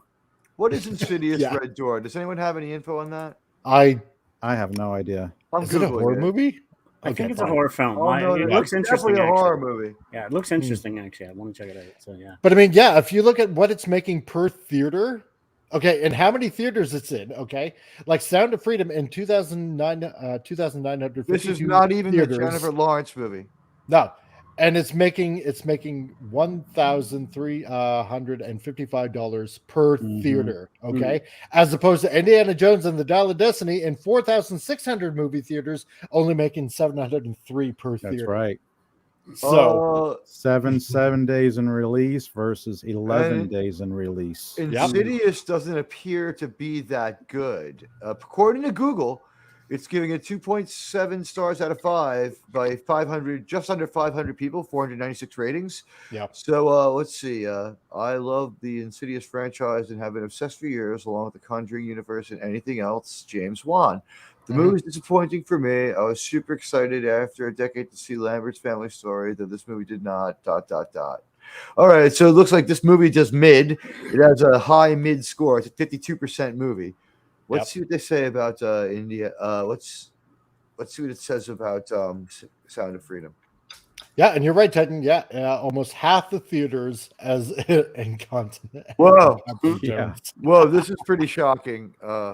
Anybody want to? Well, not pretty shocking, pretty stark. I guess I'll present the screen, and if you want to share it, you can. This one's pretty stark. I don't know. It's up to you, but okay. The numbers for Sound of Freedom on Google ratings, and they have a decent amount of people rating it. Okay. 2,000 people rated this movie. That's 5 times more than rated Insidious Red Door, which is doing better. Yeah. Do you guys see this? Yeah. Yes, I do. Yeah. So The Father, Sound of Freedom, touched me deeply and impacted my heart. This powerful film not only sheds light on horrific reality of human trafficking, but also showcases the unwavering courage and determination of individuals fighting to protect innocent lives.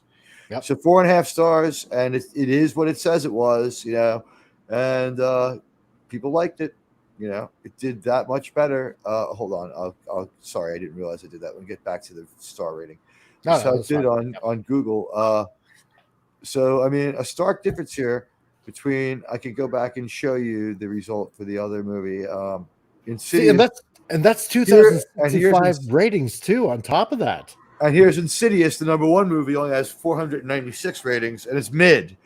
Yeah, but I would say for the amount of people seeing the movie, and these Google reviews, I mean, I think they're a little more fair than Rotten Tomatoes. Yeah. And a fairer indicator. Oh, yes. Well, I mean, if you remember, Rotten Tomatoes actually used to be like a spoof site. It still is. It's still, well, yeah, it still is. Yeah, that's true. So.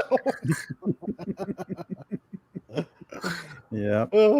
But, yeah, I mean, no big surprise. No. Look at this. This is Sound of Freedom. Yep.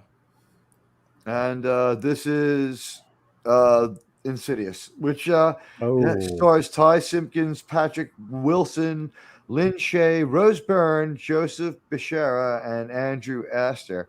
And it's 2 stars, 2.5 stars, maybe 3. Some people will give it 3. That's not good. Yeah. It has something like as many 5-star ratings as it has. It has slightly more 1-star ratings than 5-star ratings. Yeah. And the biggest single rating is a 1 star. Wow. Yeah. So it's mid. It's very mid. Yeah. And there's been and this seems to be one in a series of movies over here. It's showing me other Insidious movies going back to about 2010. All right. So is it a video game as well? I guess it can't be one without the other anymore. I haven't the faintest idea. It's part of the Conjuring universe, but it's not. It's which is a good universe of films, but it's its own separate entity. But it still looks interesting. Awesome. Anyway, that's the story with that. Shocking, right? This is also equally shocking. There's no hard feelings as the Jennifer Lawrence movie. So Spider-Verse and Elemental come trampolining back up. Yeah. Transformers, like some bad popcorn no one wants to fully commit to buying, just hangs around there. Actually, that just came up on streaming today. So it did too. Yes. Yeah. Yeah. Okay. So that should be the end of this. But $700,000, not bad considering it's only on 2,500 screens, which is about as many as Sound of Freedom. Yeah.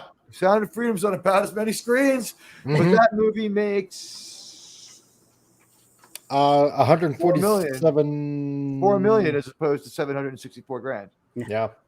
So that's a big difference. Then That again, is. the other movie's been hanging around a lot longer. Sorry, I had to try to get a read on that. That's a lot of information.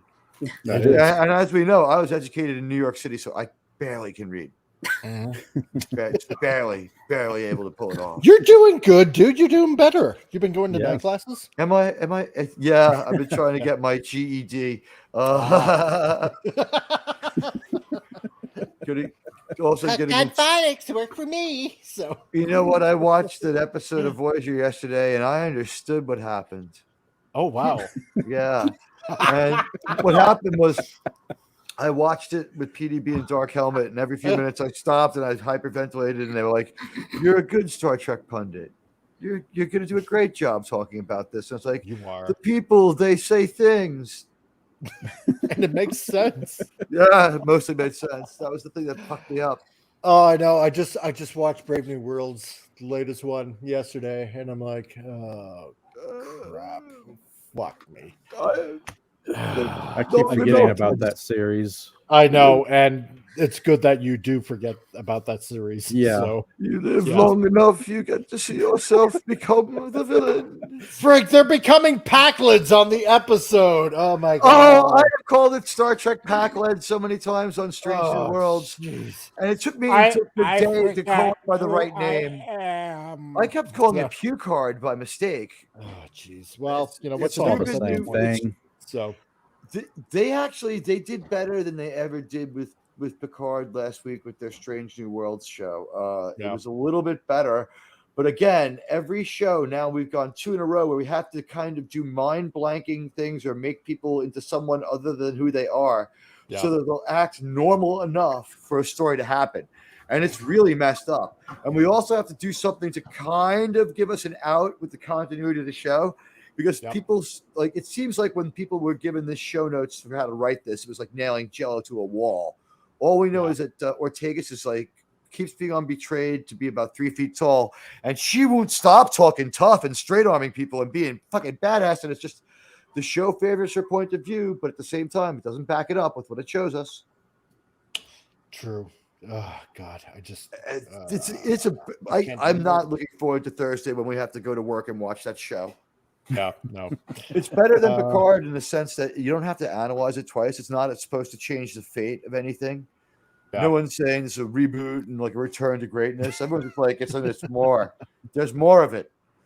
By mistake, last week they produced a least offensive episode that was it was almost pleasant. It wasn't good. It still was not Star Trek. It was like, though, for the first time ever, they got a 1. They've been scoring in the negatives. They rose above 0 and got like a solid 1. A solid 1 out of 10. Out of 10. I'm comfortable giving it a 1. I'm okay with that too. I kind of pretty much called it as soon as they landed on the planet. Yep. It's the helmets that are preventing them from going dumb. And sure enough, it was. They're tin foil hats. That was this episode was so on the nose that after a couple of minutes, you're just like, well, I mean, this is no different than watching Bewitched at this point. You might as well just what the heck is going on? And then it's like they're not the greatest storytellers, but last week's story had 2 writers and 2 editors, and I think they were able to mostly, not totally, but more than most New Trek, there was a cause for everything that happened for the first time ever. And the thing was that it had the Stupanatron waves came from the asteroids. And I don't remember them snagging the asteroid, but at some point they bring one closer to the planet with them. making them on the ship dumber. And because they're on Stupanatron rays, they're less insubordinate. And everybody has to decide for themselves. On my show, 85% of people said Spock was unaffected. That's why he was stupid, but not a complete idiot. He was unaffected. He was only as dumb as the show is he is in the show's meta. He was actually no dumber than he's presented week to week. He was like, I think I have a reason this could happen. And she's like, I don't know who I am. And he's like, here's a Post-it note with your name and like your backstory. Exactly. And she's like, why would I need this? And he's like, because you don't remember who you are, and life is like a box of chocolate. And she's like, it was like the first time she didn't backtalk him. She goes, I fly ship now. And it was like, on our channel, we're all laughing. And I said to Alpion, have you gotten up to the episode where they want to be smart? And Captain Fandom Nerd's just roaring. And we're just like, we want to go. We Star Trek look, Cockleds. we look for things. I would watch I would watch an honestly marketed Packland show first. And you know what? I probably would too. To the Star Trek writers, I would say this: you have to Packland before you can Picard. Yeah. Go there and make Star Trek Packland 10 episodes that we the Jawas of the universe. Yeah. The Jawas of this universe. They look for things. They try to go. They want to go. The only thing is they're a little more dangerous than the Jawas. It's as though someone gave technology to cave people. Just tell that story. It's like episode 1 is like Packwood cavemen and like Romulans coming. They're like, we want your things, and like we want to go. And they're like, you can go with the starship, and they're like, okay, start it like that. It's fun. An entire race of rain men, like Iron Age people. Yeah. Well, the thing is, they don't have the. That's the other thing is the Packleads are not yet developed. They're not dumb for what they are. They're not there yet. They're like, fire comes from streaks of light that come from the sky and nowhere else. Sometimes out of a mountain, though. Like that's how smart Packleads are. But if they honestly marketed that, Star Trek Packwood could be interesting. The Romulan benefactor. Twisting the bullet. I think right, and then we can give them their ship, set them loose. They could run into Lore. Why not? Yeah. Let them hang out with Lore for a little while. He could teach them how they want to be strong. He could be the one who turns them to evil. Have them do a couple of evil things, and have them kill one of them. Kill one of them now. Yes. Have them kill some new Trek person from Picard. Do it. Have him kill Bev. Put us all out of our misery. She's poisoned the franchise enough with the things she said last time. Oh, God. Yeah, I know. If I could only forget. So, before we go now, I want to thank everybody that showed up in the chat and to, it looks like 6 people probably watching still on Rumble. So, hello to all of you watching on Rumble. I really love you, Rumblers. We love you, Rumble. And I want to thank everybody that showed up in the chat before we go. So I want to say thanks to Lenrod, who also popped up on here on the chat. And thanks to Dolph Wolf, Das Wolfen, and Tim the Enchanter as well. And, of course, the mighty Steve Ransom that showed up.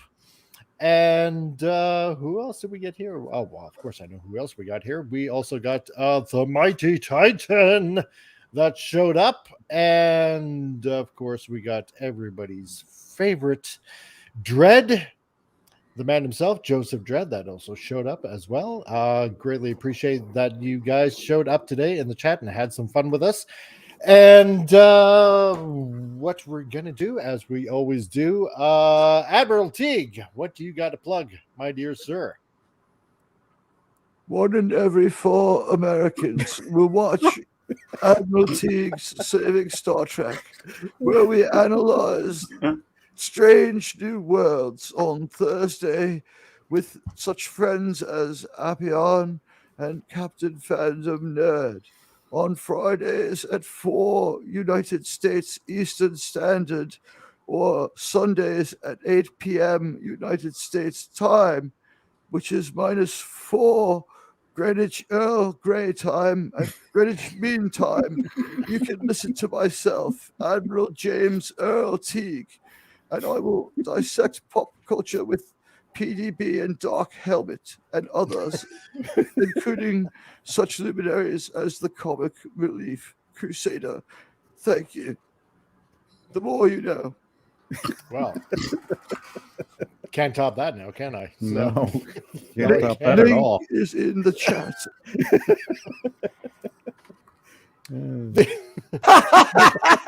I love it. I stumbled into my funniest bit. No Viagra needed.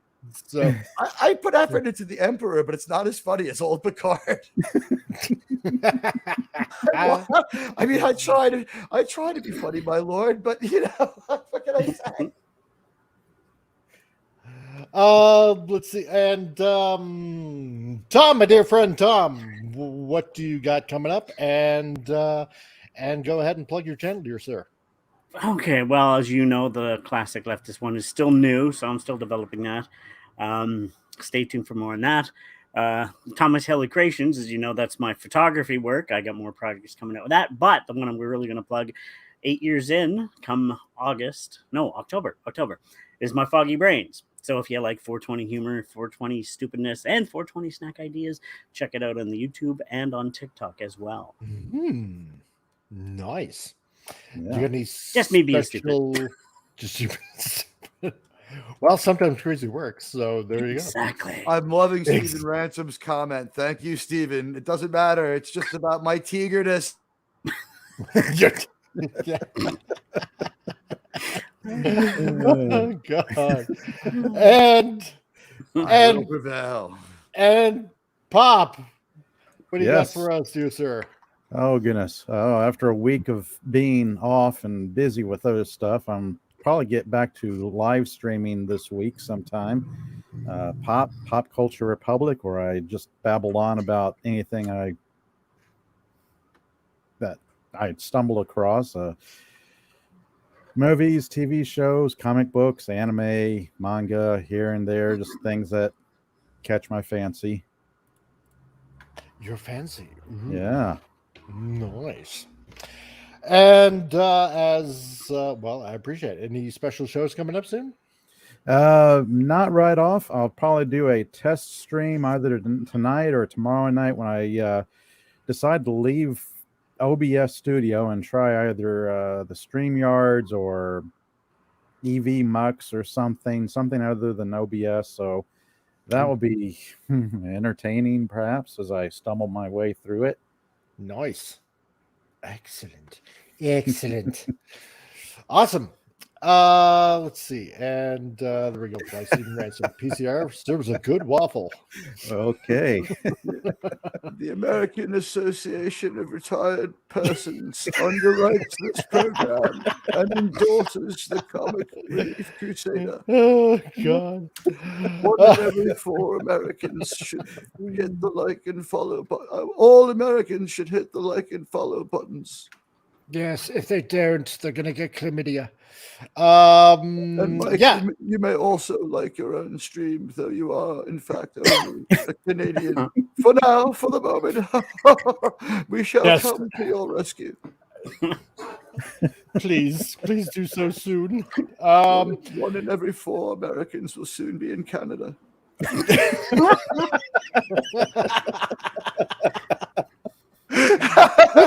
we can just do a trade-off program, you know? Yeah.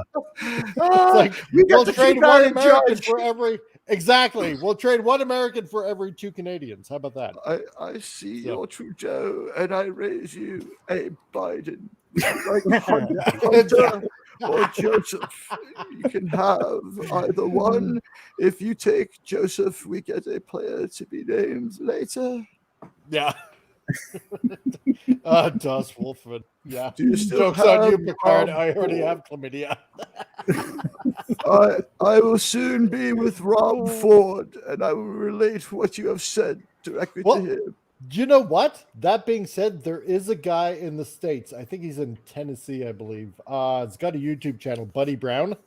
And he's actually talking to a lot of governors to accept Canadians under essentially political persecution of I'm sorts, a right? political refugee. Because his argument is like, okay, well, if they want to flood a whole bunch of illegal immigrants into a lot of red states, or sorry, a lot of blue, was it blue states for you guys, like Democrats? Red states. Red states, said red I could states. go to I the forget United it. States. Yeah, I forget. It's the other way around because conservative here is blue, liberal is red, and Red, so yeah, it's the opposite yeah. for you guys. Yeah. So he's like, he's talking to a lot of governors, and so the argument is, it's like, well, why don't we take a bunch of Canadians and put them into blue states? One Or- of every four yeah. members of the cast of Predator is now been a governor. Yeah. So, kudos to him. So anyway, so that's the show, guys. I really appreciate you guys showing up for another Titillating Tuesday, and for the first time having a Titillating Tuesday on Rumble. Thank you for everybody that's on Rumble that's watching this show right now. I really, really greatly appreciate it. Well, Rumble for you. Please follow these fine gentlemen on their respective channels as well. They are entertaining and they just love pleasing you. And remember, our misery having to sort through all this entertainment news and whatnot is, well, your pleasure. So, because why? We're masochists that way. If you're sadistic, watch my Thursday live view of Picard. I'm sorry, Strange New Worlds. I'll get used to it. In time to change to the next bad show. It should just be that Star Trek Next Bad Show. It will be the worst Star Trek since the last Star Trek on New Trek. There we go. So basically, from all of us to all of you out there in the chat, stick around for next week for another Titillating Tuesday. Wow, just up to episode 42. Gonna be hitting 50 shows soon. That's pretty nuts. Congratulations. I know. I'm gonna have to plan something for that. Something really stupid. One Stupid in in a every fun four way. Americans are invited to Comic Relief Crusaders' 50th broadcast. Yes. Plus on top of that, I think next month is going to be 2 years on YouTube, so I'm going to have to probably plan something up for that as well. Yeah, that'd be cool. Nuts, huh? It is going to be milestones. Wow. Yeah. So October will be a year for me, I guess, or the end of September. I started with Rings of Power. Nice. Yeah, I easily slew my first foe. If my enemies continue to be this dumb, my success is ensured. Yes. And remember, Paramount, to give the payment behind the billboard at LaGuardia Airport to this gentleman. Flash your lights 3 times so he knows that it's you. It's too late for Strange New Worlds. I tried. There are only 5 episodes left. I now need $1 million not to review anymore. Exactly, right? The price has now gone up to $1 million instead of $300,000. So please, behind the billboard, LaGuardia Airport, flashlights 3 times. He knows it's you. We offered it in February before the show debuted. We had a reasonable price, but you've gone and made me mad. That's right. So now you're going to have to pay the price. So basically, from everybody here on the panel to all of you out in the chat on YouTube and on Rumble, thank you very much, Rumble. We love you. We will see you next week for another Titillating Tuesday with these fine gentlemen and maybe more to go over some more wacky news that's been going on. And thank you very much for participating. Have a good week and subscribe to these fine gentlemen. Thank you. And we will see you next week for another Titillating Tuesday. So from everybody here, later. Join me. You will be well treated. Later, everyone. Later.